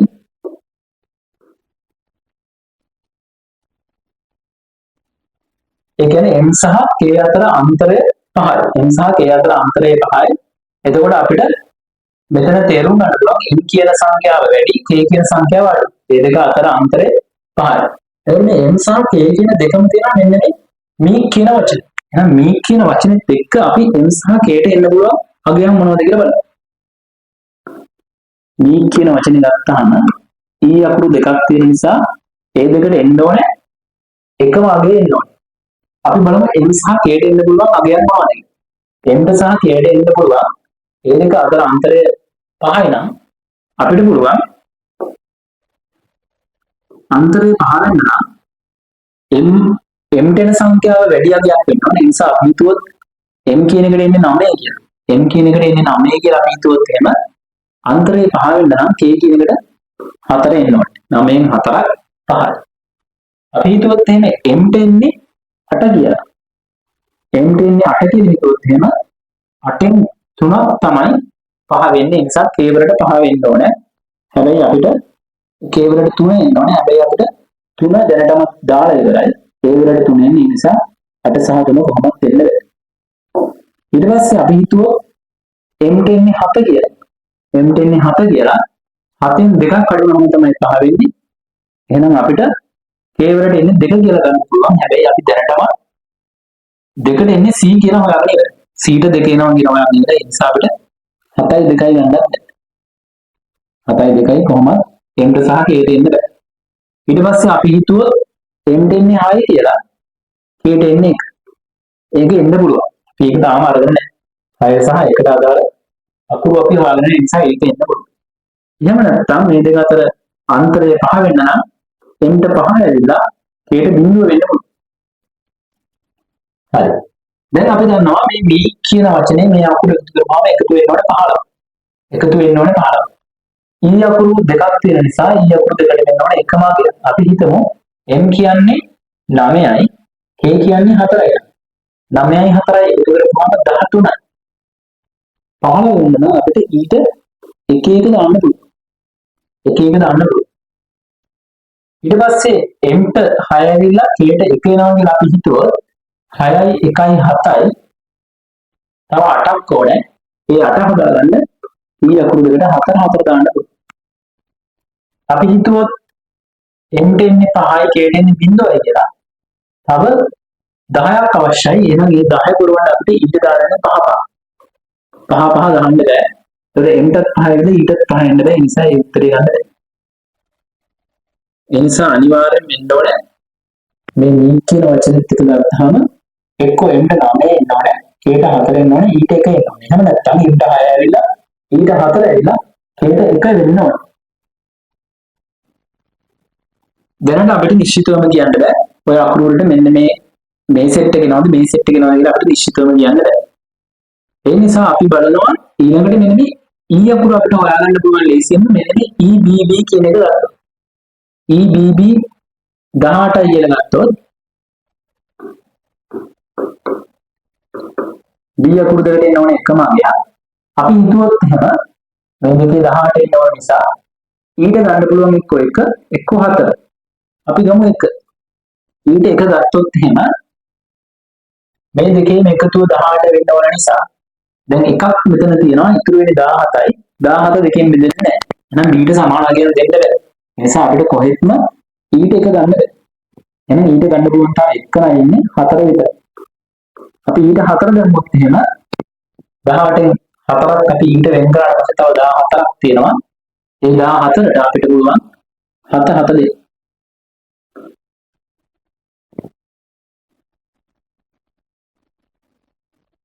එහෙනම් අපිට මෙන්න මේ m ට 9යි ඊට 1යි 1යි 4යි එනවා කියන එක අයින් කරන්න පුළුවන්. එහෙනම් දැන් අපි හොයාගෙන ඉවරයි. m ට එන්නේ 6. නම් 6ට එන්නේ m. ඊට එන්නේ 4. 4ට එන්නේ e. b ට එන්නේ 7. ඊට එන්නේ 7. ඊට පස්සේ අපි ගන්නවා මේ brave සහ behave කියන වචන දෙක. brave සහ behave කියන වචන දෙක ගත්තට පස්සේ අපිට පුළුවන් මේ behave කියන වචනේ brave කියන වචනේ අඩු කරන්න. කියන්නේ වැඩි එක 35 තියෙන නිසා අපිට පුළුවන් මේ වචනේ මේක අඩු කරන්න. එහෙනම් අපිට B අකුරට B අකුර අයින් වෙනවා. R අකුරක් නැහැ. E අකුරට E අකුර අයින් වෙනවා. H අකුරක් නැහැ. A අකුරට A අකුර අයින් වෙනවා. V අකුරක් දෙකේම දෙන නිසා V අකුරට V අකුර අයින් වෙනවා. තව ඉතුරු වෙනවා E අකුරක්. එතකොට අපිට එන්නේ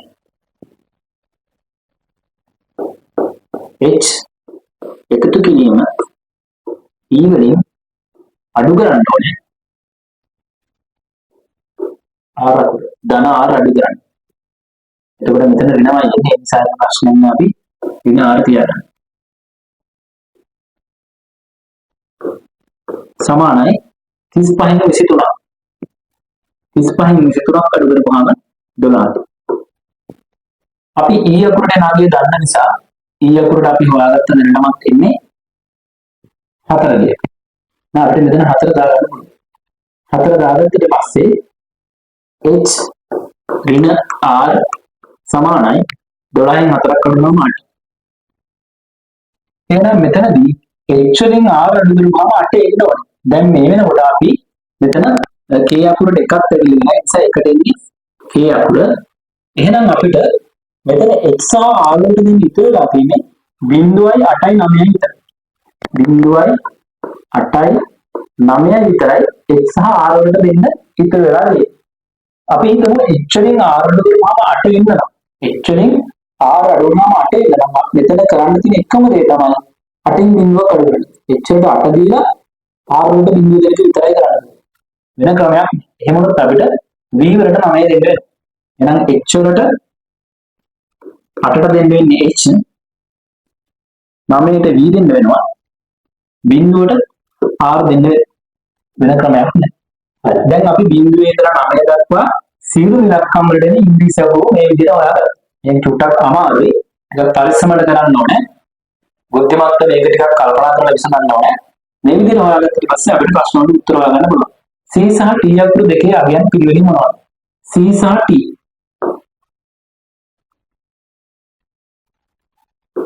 C සහ T 2.5. E B M අකුරු තුනේ අගයන් පිළිවෙලින් මොනවද? E B M E B M 4.7.6 පළවෙනි උත්තරේ. H V R අකුරු තුනේ අගයන් මොනවද? H V R H V R 8.9 බිඳුව.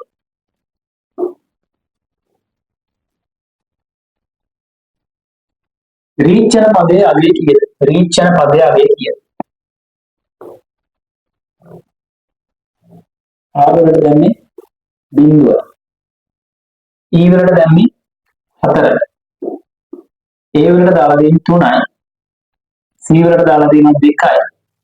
H වලට දාලා දෙනවා 8යි. 4යි 3යි 7යි. 7යි 2යි 9යි. 9යි 8යි 17යි. නම් උත්තරේ 17. ක්‍රේට් යන පදයේ අගය කීයද? K අකුරට දීලා තියෙන්නේ 1යි. R අකුරට 0යි. A අකුරට 3යි. P අකුරට 5යි. E අකුරට 4යි. 1යි 3යි 4යි 4යි 5යි 9යි 9යි 4යි 13යි. ඉතින් 13. එහෙනම් 31 ඉඳලා 35 දක්වා ප්‍රශ්න වලට උත්තර ගන්න ওই විදිහට.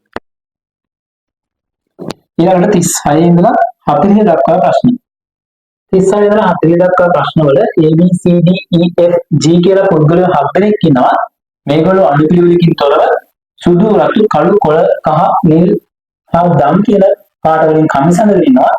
සුදු රතු නිල් කළු රණුවන් කහ සහ රිදී කියන පාට වලින් කලිසම් මැදගෙන ඉන්නවා. මෙතනදී පුද්ගලයෝ ඉන්නවා A B C D E F G කියලා පුද්ගලයෝ 7 දෙනෙක්. ඊට පස්සේ මේගොල්ලෝගේ කමිස තියෙනවා සුදු, රතු, කළු, කොළ, කහ, නිල් සහ ගම් කියන. මේගොල්ලෝගේ කලිසම් තියෙනවා සුදු, රතු, නිල්, කළු, රන්වන්, කහ සහ රිදී කියන. ඔන්න ඔය තොරතුරු තමයි අපි මෙන්න මේ තර්කන රාමුවකට ඇතුළත් කරගන්න ඕනේ. හරි අපි මෙතනදී අර කලින් කරා වගේම තර්කන රාමුවක් හදගමු. මෙතන පුද්ගලයෝ ඉන්නවා A ඉඳලා G දක්වා.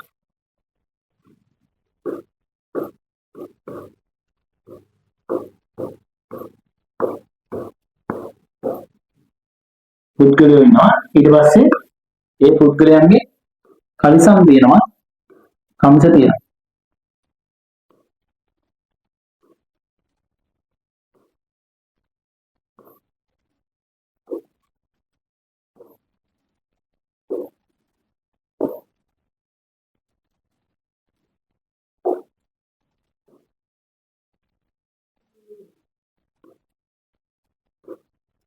කම්ස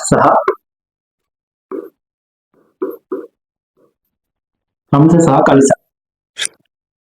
දැන් අපි මේ තොරතුරු මේ වගුවට ඇතුළත් කරගෙන යමු. මෙතන පළවෙනියට කියනවා D කොළ පැහැති කම්සයක් රිදී පැහැති කලිසමක්ද ඇදගෙන ඉන්න. D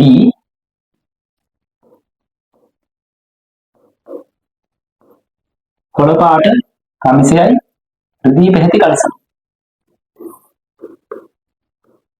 රිදී පැහැති කලිසම. එහෙනම් කම්ස ගත්තට පස්සේ මේ වෙනකොට කොළ අරගෙන ඉවරයි. කලිසම් ගත්තට පස්සේ රිදී අරගෙන ඉවරයි.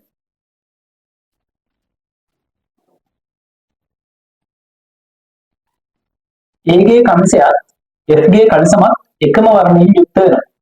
A ගේ කම්සයත් F ගේ කලිසමත් එකම වර්ණයෙන් යුක්ත වෙනවා. මේ පොඩි සටහනක් දාගන්න. මේ දෙක එක සමාන වෙන්න ඕනේ. ඊට පස්සේ E ගේ කම්සයත් B ගේ කලිසමත් E ගේ කම්සය E ගේ කමිසයත් B ගේ කලිසමත් මේ තරු ලකුණු තියෙන තැන් දෙකට එකම පාට ඉන්න ඕනේ. ඩොට් ලකුණු තියෙන තැන් වලට එකම පාට ඉන්න ඕනේ. එකම වර්ණයෙන් යුක්ත වෙනවා. G නිල් කමිසයකින්ද G කියන කෙනා නිල් පාට කමිසයක් ඇඳගෙන ඉන්නවා. E නිල් කලිසමකින් E කියන කෙනා නිල් පාට කලිසමකින් ඇඳලා ඉන්නවා. රතු කමිසයකින් සැරසී සිටින B ඉන්නේ රතු කමිසයකින් සැරසී. එයාගේ කලිසම රන්වන් හෝ කහ නොවේ. එයාගේ කලිසම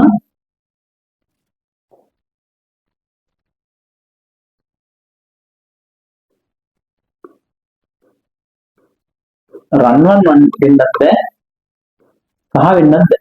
අපි ඒක කපාගමු. රන්වන් හෝ කහ වෙන්න බෑ. F කිසිදා කහ වර්ණයෙන් යුක්ත ඇඳුම් අඳින්නේ නැහැ. F කියන කෙනාට කහ එන්න බෑ. කහ ඇඳුම් අඳින්නේ නැහැ. ඒ ඇඳ සිටින්නේ සුදු කමිසයක් හෝ කහ කලිසමක් වගේ. ඒ ඇඳගෙන ඉන්නේ සුදු කමිසයක් නෙවෙයි. ඒ කියන කෙනා සුදු කමිසයක් ඇඳගෙන ඉන්නේ නැහැ. ඒ වගේම ඒ කියන කෙනා කහ කලිසමක් ඇඳගෙන ඉන්නේ නැහැ. කහ කලිසමක් ඇඳගෙන ඉන්නේ නැහැ. තවද කිසිවෙක් කමිසය හා කලිසම රතු හා කහ සංයෝගය. රතුයි කහයි සංයෝගය අඳින්නේ නැහැ. ඒ වගේම එකම වර්ණයෙන් යුත් කමිසයක් කලිසමක් අඳින්නේ නැහැ. එකම පාටින් කමිසයක් කලිසමක් අඳින්නේ නැහැ.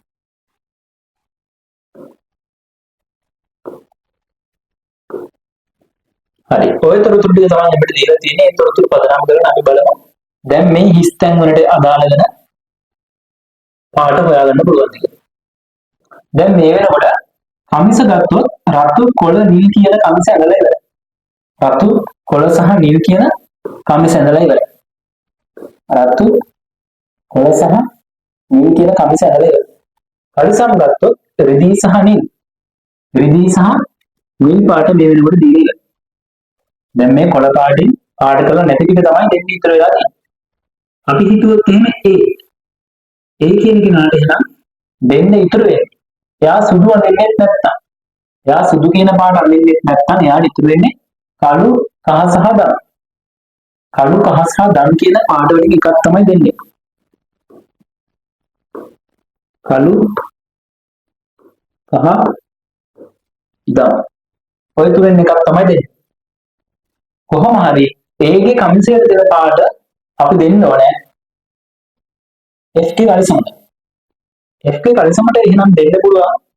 එයා කහ පාට අඳින්නේ නැත්තම් රිදි නිල් සහ කහ දෙන්න බෑ. රිදි නිල් කහ දෙන්න බෑ. එහෙනම් එයාට දෙන්න වෙන්නේ සුදු කළු සහ රන්වන්. සුදු කළු සහ රන්වන්.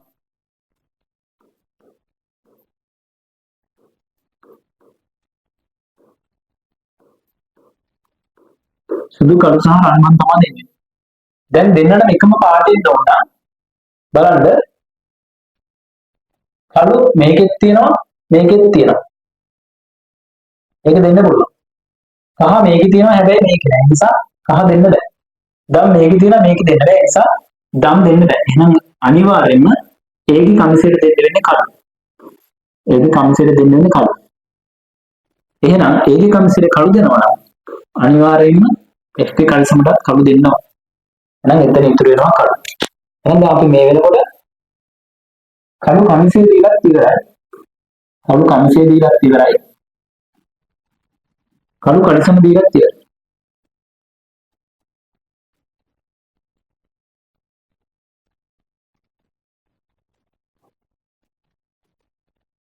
ඊට පස්සේ B ගේ කලිසමයි E ගේ කමිසයයි එක පාට ඉන්නවා. B ගේ කලිසමට දෙන්න පුළුවන් පාට මොනවද? B ගේ කලිසමට දෙන්න පුළුවන්. එයා රන්වන් සහ කහ අඳින්නෙත් නැත්තම් එයාට දෙන්න වෙන්නේ සුදු හෝ රතු. එයාට දෙන්න වෙන්නේ සුදු හෝ රතු.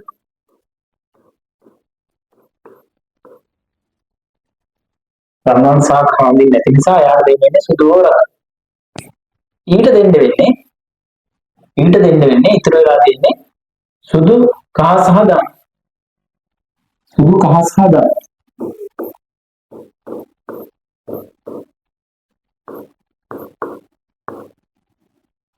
දැන් මේ කොටු දෙකේ එකම පාට එනවා. දෙකේම සුදු තියෙනවා. රතු දෙකේම නැහැ. ඒ නිසා දෙකේම සුදු විතරක් ඉතුරු කරලා නම් දැන් මේ වෙනකොට සුදු කමිසයක් දීලා ඉවරයි. සුදු කමිසය දීලා ඉවරයි. සුදු කලිසම දීලා ඉවරයි.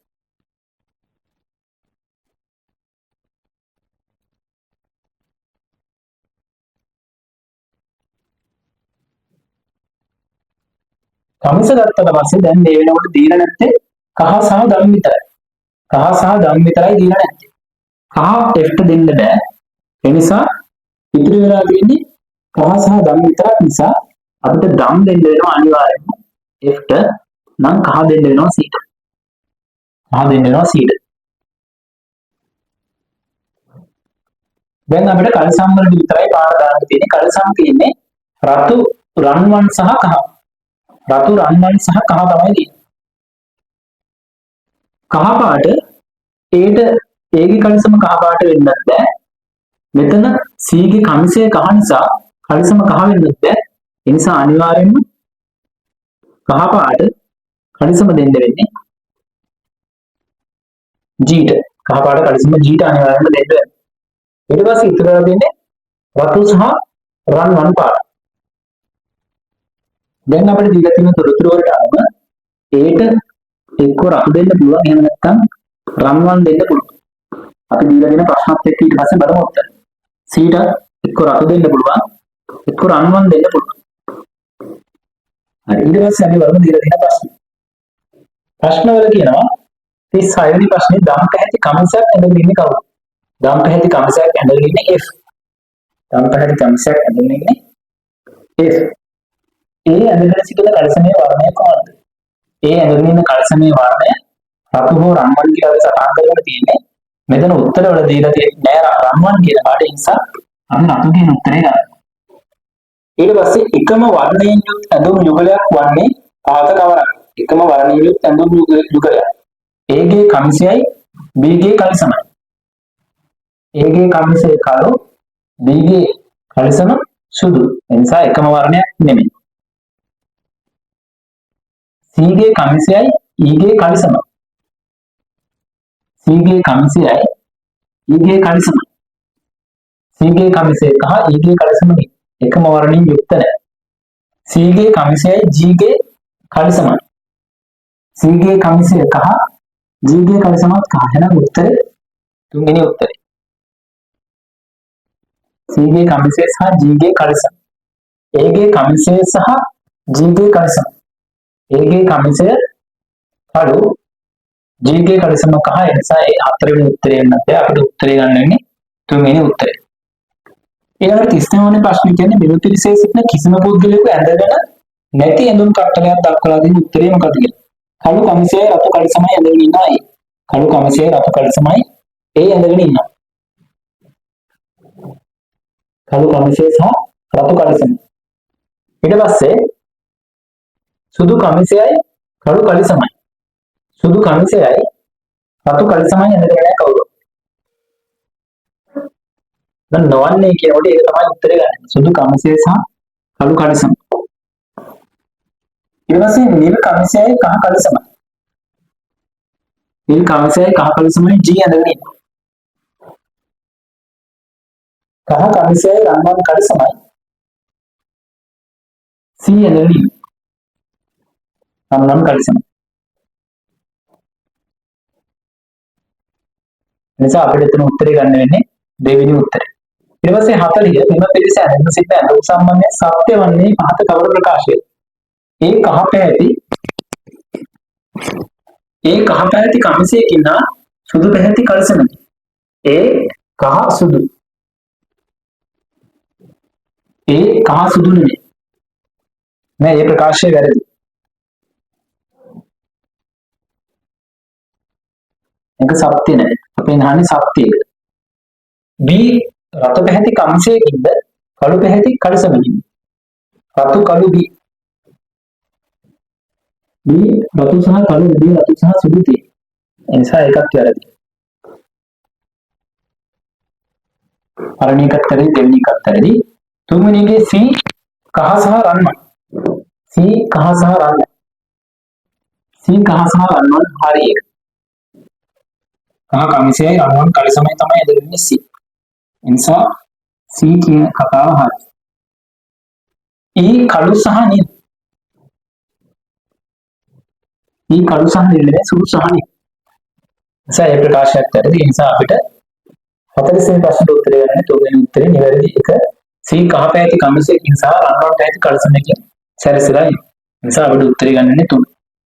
නිසා අපි දැන් මෙතන තවත් තර්කන ගාමක් කතා කරා. මේක තව වෙනස් ක්‍රම වලට හදන්න පුළුවන්. තව ලේසි ක්‍රම තියෙන්න පුළුවන්. ඒවා අත්හදා බලන්න. කොහොම හරි වැදගත් වන්නේ මේ දීලා තියෙන තොරතුරු සුදුසු තර්කන ගාමක ඇතුළත් කරලා අවශ්‍ය උත්තර වේගෙන් ගන්න. ඊළඟට 41 ඉඳලා 45 දක්වා තියෙන්නේ කේතකරණය සම්බන්ධ වෙනකම් රාස් භාෂා සම්බන්ධයෙන් ගැටලුවක් ඉදිරිපත් කරලා තියෙන්නේ. මෙතන එකම රටාවක් තමයි හඳුනා ගන්න ඕනේ. මෙතන කියනවා මේ laughter කියන ඉංග්‍රීසි වචනය කිසියම් රටාවකට මෙතන දක්වලා තියෙනවා. මෙතන laughter කියන වචනය මොකක් හරි රටාවකට දෙවෙනි පදේ දාලා තියෙනවා. අන්න ඒ රටාවටම මේ මොඩලින් කියන වචනය හැදුවොත් එහෙම කොහොමද එන්නේ කියන තමයි අපිට මෙතන අහන්නේ. මෙතනදී විශේෂයෙන් මතක තියාගන්න මෙන්න මේ වගේ රහස් භාෂා පදයක් આવුත් නැත්නම් කේතකරණය කියන පාඩමකින් මෙන්න මෙහෙම ප්‍රශ්නයක් ආවා. ඒ කියන්නේ මෙන්න මේ පළවෙනියට දීලා තියෙන වචනේම අකුරු එහෙ කරලා නම් දෙවෙනියට දීලා තියෙන වචනේ හදන්නේ. පළවෙනියට දැන් සමහර අවස්ථාවල මේ දින වචනෙට අදාළ අකුරු නෙමෙයි වෙනත් අකුරු හෝ වෙනත් සංකේත හෝ වෙනස් ඉලක්කම් වගේ දේවල් දානවා දෙවෙනි වචනේ විදිහට. හැබැයි දැන් මෙතන දීලා තියෙන මේ ප්‍රශ්න පහේම තියෙන්නේ මේ පළවෙනි පදයේ තියෙන වචන ටික වචනේ තියෙන අකුරු ටික එහෙම කරලම තමයි දෙවෙනි එක හදන්නේ. එහෙම අවස්ථාවක ඉතාලම රේසින් කරගන්න පුළුවන්. මෙන්න මේ අකුරු අංග කරගත්තා. හරි. අපි බලමු 41 මේකේ laughter කියලා තියෙන්නේ අපි මේ laughter කියන වචනේ තමයි මේ හැම එකේම දෙවෙනි වචනේ අකුරු මාරු කරලා දාලා තියෙන්නේ. එකිනෙකට වෙනස් රටාවන් පහක් තමයි මෙතන දාලා තියෙන්නේ. හරි. අපි මෙතන මේ 41 laughter කියන එක දෙවෙනි පදේ කොහොමද අකුරු මාරු කරගෙන ඉන්නේ කියන රටාව හඳුන්වන්න මේක අංග කරගන්න. එතකොට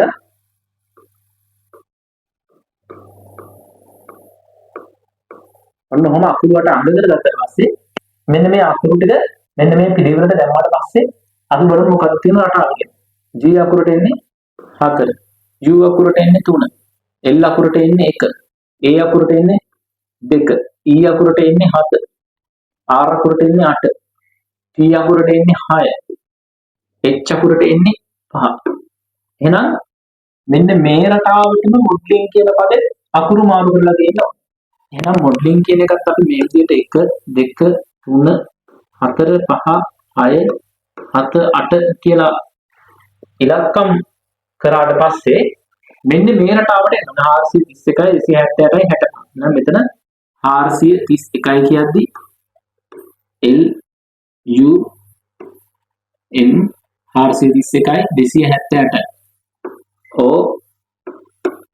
N G 278යි 65 I D. ඔන්න ඕක තමයි මෙන්න මේ කියන රටාවට මොඩ්ලින් කියන පදයේ අකුරු මාරු කරාට පස්සේ එන්න LUMO NGID LUMO NGID තියෙන්නේ මෙන්න මේ උත්තරේ. ඔය රටාවටම තමයි ඔය ක්‍රමයටම තමයි අපි ඊළඟ වචනවල කොහොමද මේ රටාව හැදලා තියෙන්නේ හොයාගන්නේ. හරි 42 වෙනිට ලාස්ට් එකකින් ගත්ත ඔය විදිහටම 1 2 3 4 5 6 7 8 කියලා ඉලක්කම් කරනවා. ඊට පස්සේ අපි බලනවා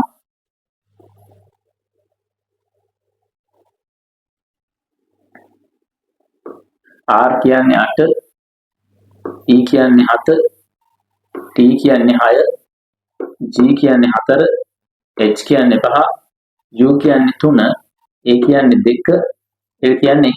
876යි 453යි 21. මේකත් අංක කරනවා 1 2 3 4 5 6 7 8. 876 G N I G N I 876යි 453යි L D U L D U 21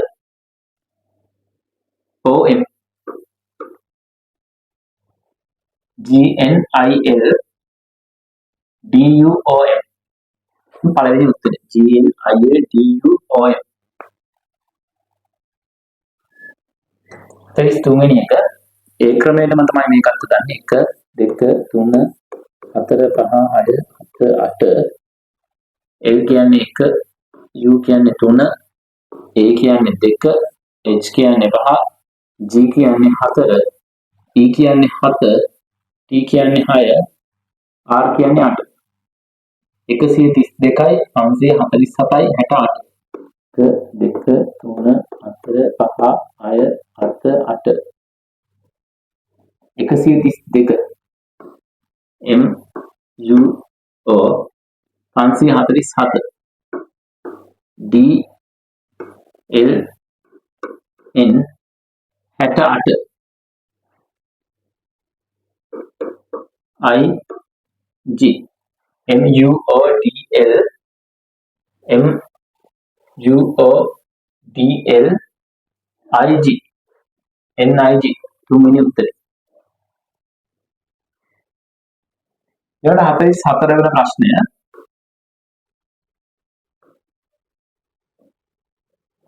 last කියන වචනය 1 2 3 4 5 6 7 8 මෙතන එන්නේ 1 3 5 E කියන්නේ 7 R කියන්නේ 8 T කියන්නේ 6 G කියන්නේ 4 A කියන්නේ 2. 135යි 786යි 42. 1 2 3 4 5 6 7 8. 135යි M U O 786යි N G I 786යි 42. L O එතන 135යි ඒ කියන්නේ M U D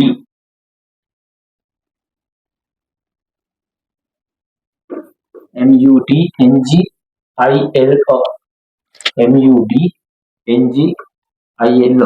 හතරවෙනි උත්තරය. 45 වෙනි ප්‍රශ්නය. ඒ රටාවමයි LAU. L කියන්නේ A කියන්නේ 2, L කියන්නේ 1, G කියන්නේ 4, U කියන්නේ 3, T කියන්නේ 6, H කියන්නේ 5, R කියන්නේ 8, E කියන්නේ 7.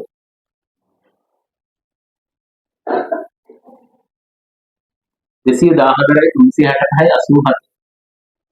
1 2 3 4 5 6 7 8. 214 O M L 365 U I D 87 GN O M L U I D G N. දෙවෙනි උත්තරය.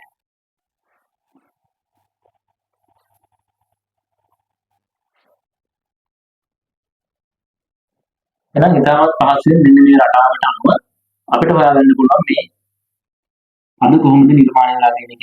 විශේෂයෙන්ම මෙතන මතක තියාගන්න මේ දීලා තියෙන කේතකරණය සහ කේතනයේ සහ විකේතනයේ මේ දෙකේම අකුරු සමානයි නම් කියන්නේ පළවෙනි වචනේම අකුරු එහෙම කරලා නම් දෙවෙනි වචනේ දීලා දෙන්නේ. මෙන්න මේ විදිහට අංක කරගත්තාම අපිට මේ රටාව හොයාගන්න ලේසියි. ඉතාලම පහසුවෙන් කෙටි වේලාවක් ඇතුළත ලකුණු පහම ගන්න පුළුවන්. ඊළඟට තියෙන්නේ ගණිත ගැටලු සම්බන්ධයෙන් IQ ප්‍රශ්න කිහිපයක්.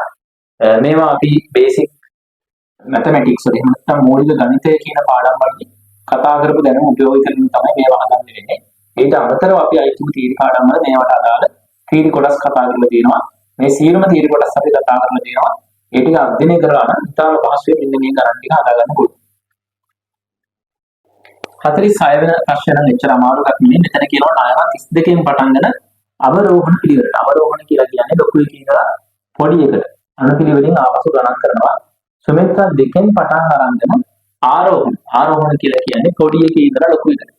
ආරෝහණ පිළිවෙලට ඉදිරියට ගණන් කරන්නේ ඉරට්ටේ සංඛ්‍යා විතරයි. ඔවුන් දෙදෙනා එකම වේලාවට ගමන් කිරීම ආරම්භ කරලා එකම වේගයකින් ගමන් කරනවා නම් මුල් වලට දෙදෙනාම එකට ගණන් කරන සංඛ්‍යාව මොකක්ද? මේක වැඩි හිතන්න බැහැ. මේක පොඩි ගණන් නිසා අපිට පුළුවන් මේක ලියා ගන්න. නායනා 32කින් පටන් ගණන් කරගෙන ඉන්නේ පිළිවෙලට. 32 31 30 29 28 27 26 25 24 23 22 21 ඔය විදියට. සුමිත්‍රා 2කින් පටන් අරන් ආරෝහණ පිළිවෙලට පොඩි එකකින් ලොකු එකට 2කින් 2කට තමයි ගණන් කරන්නේ. අනිවාර්ය සංඛ්‍යාව විතරයි. 2 4 6 8 10 12 14 16 18 20 22. එහෙනම් ඔන්න අපිට හම්බුණා දෙන්න එකපාර ගණන් කරන්නේ 22. එකපාර ගණන් කරන්නේ 22. අපෙන් අහන ප්‍රශ්නේ මුල් වලට දෙදෙනාම එකට ගණන් කරන සංඛ්‍යාව තමයි. නම් 22 තමයි දෙන්න මුල් වලට එකට ගණන් කරන සංඛ්‍යාව. ඊළඟට 47 කියනවා 100 ඉඳලා 1000 දක්වා සංඛ්‍යා අතුරින් 10 ස්ථානයේ එකේ ඉලක්කමය දෙන සංඛ්‍යා කීයක් තියෙනවා? දැන් අපි සංඛ්‍යාවල ස්ථානීයගයක් කතා කරලා තියෙනවා මූලික ගණිතය කියන පාඩම වල. ඒකයි මම කතා කරේ මූලික ගණිතය තීරි පාඩම් සියල්ල කතා කරේ. අපිට IQ ප්‍රශ්න පත්‍රයේ දැනුම අනිවාර්යම ඕනේ. ඒ හින්දා ඒ දේවල් පොඩි කොටස් පහ අපි කතා කරලා තියෙන්නේ හේතුව මත තමයි. අපෙන් අහන්නේ 100 ඉඳලා 1000ද. අපි හිතමුකෝ 100 කියලා. 100 කිව්වොත් එහෙම අපි දන්නවා මේක එක ස්ථානය, මේක 10 ස්ථානය, මේක 100 ස්ථානය. ඔන්න ඕක තමයි ස්ථානීය අංගය. එතකොට 1000 කිව්වොත් එහෙම මේක එක ස්ථානය, මේක 10 ස්ථානය, මේක 100 ස්ථානය, මේක 10 ස්ථානය. ඔක තමයි ස්ථානීය අංගය. එතකොට අපෙන් අහන්නේ දැන් අපිට 100 ඉඳලා 1000 දක්වා කියමු ඉලක්කම් තුනයි තියෙන්නේ 999 දෙනකම් 1000ට තමයි ඉලක්කම් 4ක් තියෙන්නේ. එහෙනම් අපෙන් අහන්නේ මෙන්න මේ දෙවෙනියට තියෙන්නේ 10 ස්ථානයේ අගය එක වෙන සංඛ්‍යා කීයක් තියෙනවද කියලා. 100 ඉඳලා ගත්තට පස්සේ 100 ඉඳලා 110ට 100 ඉඳලා 110ට යනකොට 110න් අපිට හම්බ වෙනවා මෙන්න මේ විදිහට 10 ස්ථානයට එක ඉඳලා තියෙනවා. 109 දක්වා හම්බෙන්නේ නැහැ. ඊට පස්සේ 110 ඉඳලා 119 වෙනකම්ම 110 ඉඳලා 119 වෙනකම්ම අපිට හම්බ වෙනවා ඉලක්කම් 10ක්. මෙන්න මේ 10 ස්ථානයේ එක ඉඳලා තියෙනවා. ඉලක්කම් 10ක් හම්බ වෙනවා. හරි එතකොට 120 ඉඳලා ඊට දක්වා ඊට දක්වා 40 දක්වා අය 200 දක්වාම 10 ස්ථානයේ කිසිම දැනක එක ඉලක්කම යෙදෙන්නේ නැහැ. එහෙනම් ඔන්න 100 ඉඳලා 200ට යනකොට අපිට හම්බෙන්නේ 10 ස්ථානයේ එක යෙදෙන සංඛ්‍යා 10යි හම්බෙන්නේ. හරි. ඒ විදිහට 10 දක්වා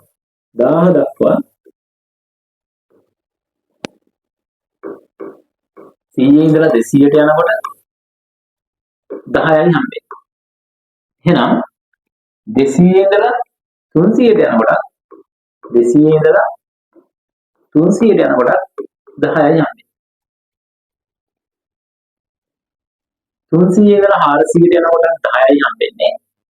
400 ඉඳලා 500ට යනකොට 10යි හම්බෙන්නේ. 500 ඉඳලා 600ට යනකොට 10යි හම්බෙන්නේ. 600 ඉඳලා 700ට යනකොට 10යි හම්බෙන්නේ. 700 800 10යි. 800 900 10යි. 900 1000යි. එහෙනම් 10 ගොඩවල් ඔක්කොම 90ක් තියෙනවා. එහෙනම් 100 ඉඳලා 1000ට යනකොට 10 ස්ථානයේ එක ඉලක්කම යෙදෙන සංඛ්‍යා ඔක්කොම හම්බෙන්නේ 90යි. ඊළඟට 48 වෙනි ප්‍රශ්නේ. එක්තරා නගරයක වැඩිහිටියන්ගෙන් 140ක් අකුරු නොදන්නව වෙති.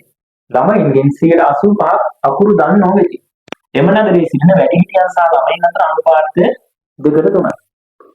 වැඩිහිටියෝ දෙකක් ඉන්නකොට ළමයි ඉන්නවා 3ක්. දැන් අපි මෙතන අනුපාතයක් කියලා ගත්තොත් අපි දන්නවා අපි එහෙනම් මෙතනදී ගන්න ඔක්කොම 5ක් ඉන්නවා කියලා. ඔක්කොම 5ක් ඉන්නවනම් භාගයක් විදිහට කිව්වොත් 5න් 2ක් වැඩිහිටියෝ 5න් 3ක් ළමයි. අපිට දැන් මෙතන ප්‍රතිශතයක් අහන නිසා අපි මෙතන හදාගමු 100යි කියලා. 100ට හදාගත්තොත් එහෙම 5 100 වුණේ 20න් ගුණ වෙනවා. එහෙනම් මේ දෙක 20න් ගුණ කරන්න ඕනේ. එහෙනම් 40යි 60යි. ඔන්න 40ට 60 අනුපාතය තමයි. එහෙනම් අපි හිතන්නේ ඔක්කොම ටික 100ක් ඉන්නකොට වැඩිහිටියෝ 40ක් ඉන්නවා ළමයි ඉන්නවා 60ක්. හරි දැන් අපිට කියනවා මෙන්න මේ වැඩිහිටියන්ගෙන් 140ක්. එහෙනම් මෙතන කියන්නේ ඔක්කොම වැඩිහිටියෝ 140ක් ඉන්නවා. වැඩිහිටියෝ ඔක්කොම ඉන්න 100 දෙනාගෙන් 40ක් වැඩිහිටියෝ නම් මේ 40කින් 140ක් අකුරු දන්නේ නැහැ.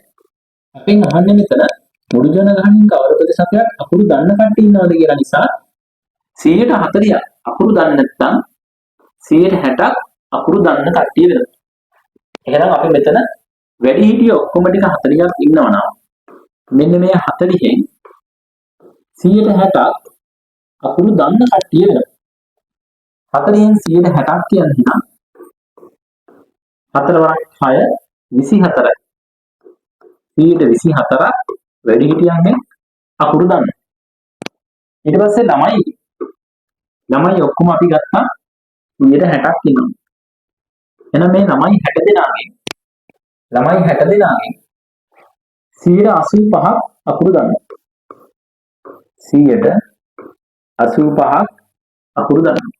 60න් 185ක් කියන්නේ 5 වරක් 2යි 5 වරක් 8ට 5 වරක් 1යි 35ට 5 වරක් 7යි 17. 2ට 2 වරක් 1යි 8ට 2 වරක් 3යි 3 වරක් 17 4ට 20 කියන එක දැම්මා 2ක් ඉතුරුයි 3යි 1යි 3යි 2යි 151ක් අකුරු දන්න කට්ටිය ඉන්නවා ළමයිගේ. එහෙනම් අපෙන් අහන්නේ ඔක්කොම ටික අකුරු දන්න කට්ටිය කොච්චරද කියලා මේක කිව්ව කරන්න ඕනේ. 4යි 1යි 5යි 2යි 5යි 7 175කට අකුරු පුළුවන්. ඊළඟට 49 වෙන ගාන ටිකක් අමාරු ගානක් ටිකක් හදන්න තියෙන ගැටලුවක්. නමුත් අපි භාග කියන පාඩම කතා කරලා තියෙනවා. ඒ පාඩම හරියට අධ්‍යයනය කරන මේක එච්චර අමාරු වෙන්නේ නැහැ. ඉතාලම පරිස්සමට කියලා හදන්න ඕන ගාන. මෙතන කියනවා පිළිමයක් මෙරන ගල්වටේ පළවෙනි සතියේදී ගලය 10න් පංගුවක් කඩා ඉවත් කරනවා. එහෙනම් මෙතනදී මෙයා පළවෙනි දවසේ 10න් එකක් කඩලා අයින් කරනවා. පළවෙනි සතියේ 10න් එකක් කඩලා අයින් කරනවා. ඊළඟ සතිය කඩලා අයින් කරන්නේ ඉතිරි වෙච්ච ප්‍රමාණයෙන් 3න් 2ක්. 10න් එකක් කඩලා අයින් කරාට පස්සේ 10න් එකක් කඩලා අයින් කරාට පස්සේ අපි හිතමු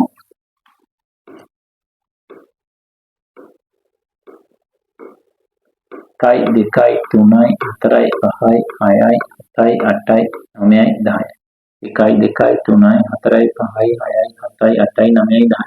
මම මේක තේරුම් ගන්න ඕනේ ඉතින් මේ වගේ සටහනක් අදින්නේ.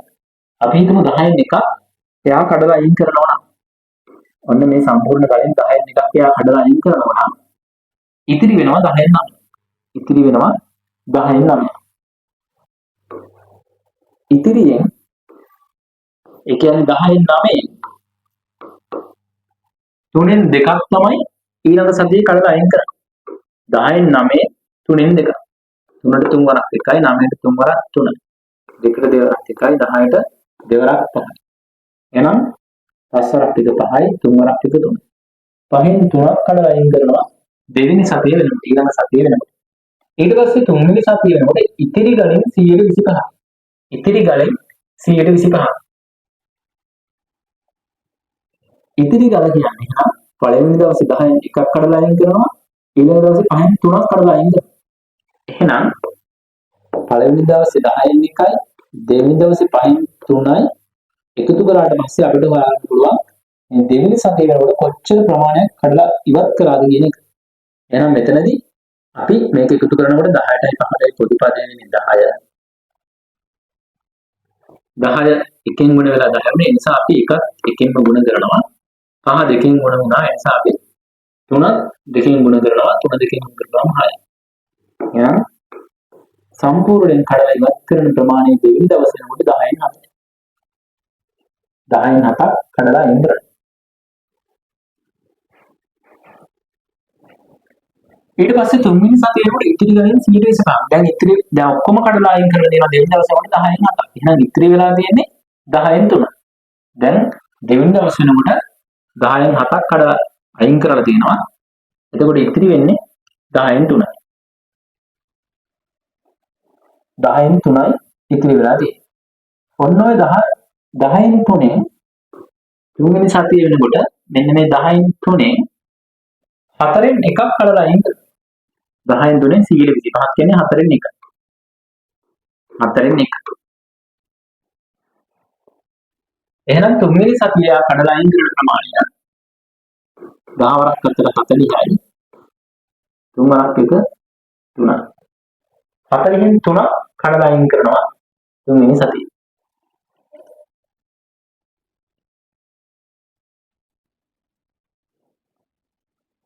හරි. එහෙනම් මෙයා දැන් මේ පිළිමේ නෙලන්න. ඒ සම්පූර්ණ ගලේ පළවෙනි දවසේ 10න් එකකුත් දෙවෙනි දවසේ 10න් 7කුත් තුන්වෙනි දවසේ 40න් 3කුත් ගල කඩලා අයින් කරලා තියෙනවා. දැන් එහෙනම් සම්පූර්ණයෙන්ම කඩලා අයින් කරපු ප්‍රමාණය අපිට හොයාගන්න පුළුවන් 10න් 1යි 5න් 3යි 40න් 3යි එකතු කරපුවා. නම් පොදු පදයේ විදිහට අපිට ගන්න පුළුවන් 40. 10 4න් ගුණ වෙනවා 40 වුණේ නම් එකත් 4න් ගුණ වෙන්න ඕනේ. එකතු කිරීම 5 8න් ගුණ වෙලා තමයි 40 වෙන්නේ. ඒ හින්දා 3ක් 8න් ගුණ වෙන්න ඕනේ. එතකොට 24යි.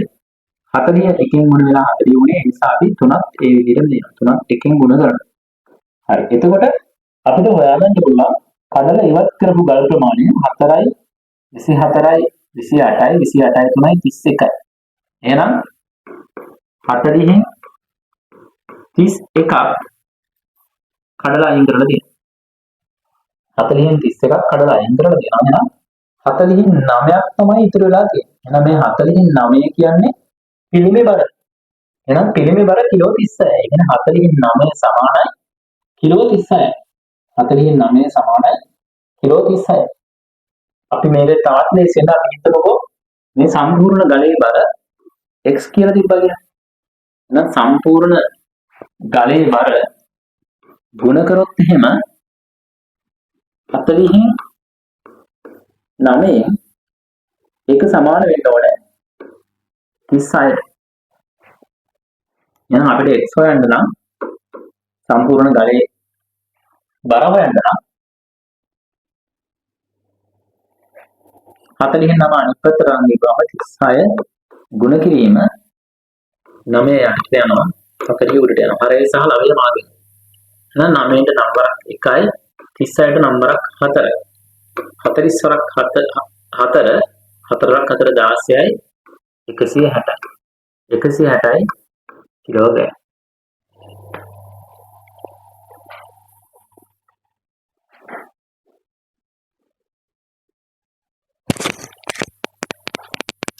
ඊට පස්සේ 50 වෙනි ගැටලුවක් ටිකක් අමාරු ටිකක් සංකීර්ණ ගැටලුවක්. ඉතා පරිස්සමෙන් විසඳගෙන යන්න ඕන ගැටලුවක්.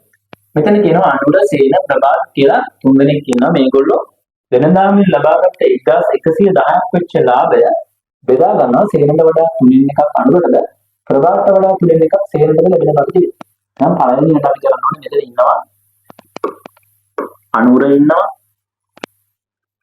සේන ඉන්නවා අනුර ඉන්නවා සේන ඉන්නවා ප්‍රභාත් ඉන්නවා. ඔන්න ඔය තුන් දෙනා ඉන්නවා.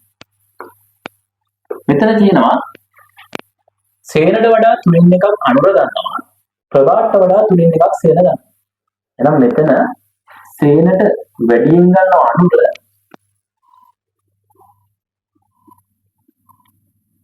ප්‍රභාත්ට වඩා තුනෙන් එකක් ගන්නවා සේන. එහෙනම් මෙතන අඩුවෙන්ම ගන්න කෙනා තමයි ප්‍රභාත්. එහෙනම් අපි ප්‍රභාත්ට ලැබෙන ගාන අපි x කියලා ගමු. ඒක අපි x කියලා ගත්තොත් එහෙම ප්‍රභාත්ට වඩා තුනෙන් එකක් සේනට ලැබෙනවා. එහෙනම් ප්‍රභාත්ට x ලැබෙනවා නම් ප්‍රභාත්ට x කියන ප්‍රමාණය ලැබෙනවා නම් x වලට එකතු කරොත් එහෙම x ගුණ කිරීම 3න් 1 ඕක තමයි සේනට ලැබෙන ප්‍රමාණය. ඉතින් ප්‍රභාත්ට වඩා 3න් 1 ප්‍රභාත්ට ලැබෙන ප්‍රමාණයෙන් 3න් 1ක් කියන්නේ එයාට x ලැබෙනවා නම් x බෙදීම 3යි. x බෙදීම 3යි. x ගුණ කිරීම 3 කියන්නේ x බෙදීම 3යි. එහෙනම් x එකතු කිරීම x බෙදීම 3 ප්‍රමාණයක් තමයි සේනට හම්බෙන්නේ. එහෙනම් මෙතන එන්නේ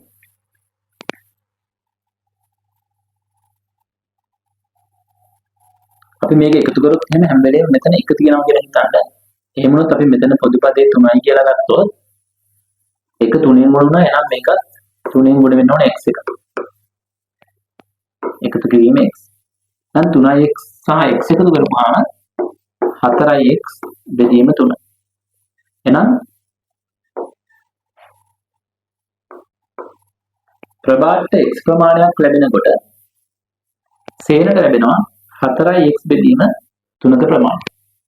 4x බෙදීම 3ක ප්‍රමාණයක් ලැබෙනවා. ඊට පස්සේ අනුරට ලැබෙන්නේ සේනට වඩා 3න් එකක් ලැබෙනවා අනුරට. දැන් සේනට ලැබෙන්නේ 4x බෙදීම 3යි. 4x බෙදීම 3ක ප්‍රමාණයක් නම් අනුරට ලැබෙන්නේ ඒ වගේ ඊට වඩා 3න් එකක ප්‍රමාණයක් මෙයාට වැඩි. එහෙනම් මේකට එකතු වෙන්න ඕනේ 4x බෙදීම 3 ගුණ කිරීම 3න් 1.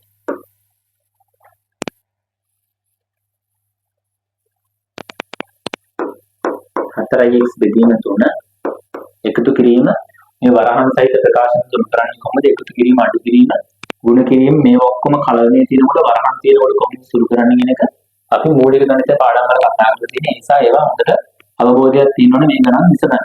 ඒ නිසා මම මෙතනදී මේ පාඩම් ගැන අවධානය යොමු කරන්නේ මෙතන ගාන හදාගෙන යන්න. ඊට පස්සේ 4x බෙදීම 3 ගුණ කිරීම 3න් 1 කියනකොට මෙතන එන්නේ 4x බෙදීම 9. 4x බෙදීම 9. එහෙනම් අනුරට හම්බෙන පංගුව ගන්න පුළුවන් අපිට. මෙතන පොදු පදේ 9යි කියලා ගත්තොත් 3 3න් ගුණ වෙලා 9 වුණේ. එහෙනම් මේකත් 3න් ගුණ වෙන්න ඕනේ. 3න් ගුණ වුණාම 12x එකතු කිරීම 4x. එතකොට 12 අතර එකතු වුණාම 16. 16x බෙදීම 9 ප්‍රමාණයක් තමයි අනුරට හම්බෙන්නේ. 16x බෙදීම 9 ප්‍රමාණයක් හම්බෙනවා අනුරට.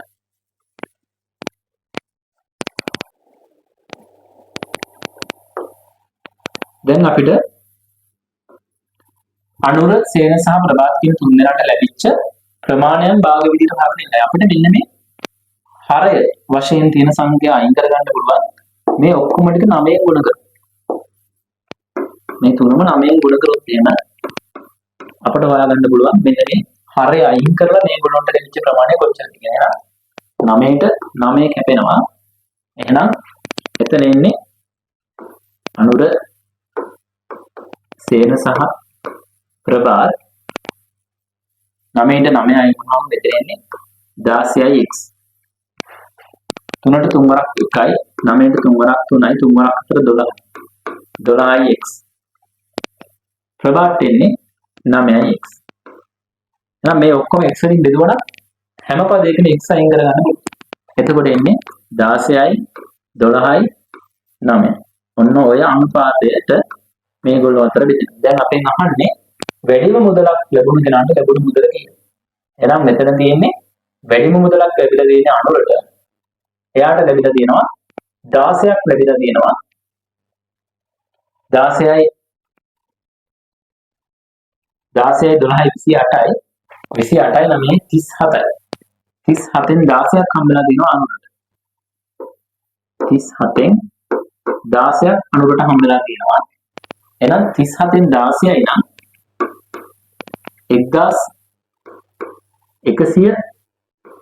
1110න් කොච්චරද? 34 37ක් 1යි 111ට 37 වරක් 3 16 වරක් 3 48යි. එහෙනම් අනුරට හම්බෙනවා 480. අනුරට හම්බෙනවා 480. හරි. ඔය විදිහට තමයි 50 ගැටලු විසඳන්නේ. එහෙනම් මෙතනදී අපි අන්තිමට කතා කරපු ගණිත ගැටලු මේ විදිහට හැම IQ ප්‍රශ්න පත්‍රයකම ගණිත ගැටලු ඉදිරිපත් වෙනවා. ඒවා හදන්න අර මූලික ගණිතය ගැන ගණිත දැනුම සහ අපි තීරි පාඩම් වල කතා කරපු සියලු කොටස් වල දැනුම අවශ්‍යයි. එහෙනම් IQ ප්‍රශ්න පත්‍රයක ඒවත් ඉතාල දැනගන්න වෙනවා. හරි. එහෙනම් අපි තවත් IQ ප්‍රශ්න පත්‍රයක් කතා කරනකොට හම්බෙමු. විශේෂයෙන් මතක තියාගන්න මේ IQ ප්‍රශ්න පත්‍රවල වීඩියෝ බලන්න කලින් අනිවාර්යයෙන්ම IQ ප්‍රශ්න පත්‍රයේ පැයක කාලයක් අරගෙන තනියම කරන්න. එහෙම වුණොත් තමයි ඔයාගේ වේගය හැදෙන්නේ. එහෙම වුණොත් තමයි ඔයාලට විභාගෙදී ඉහළ ලකුණකට යන්න පුළුවන් වෙන්නේ.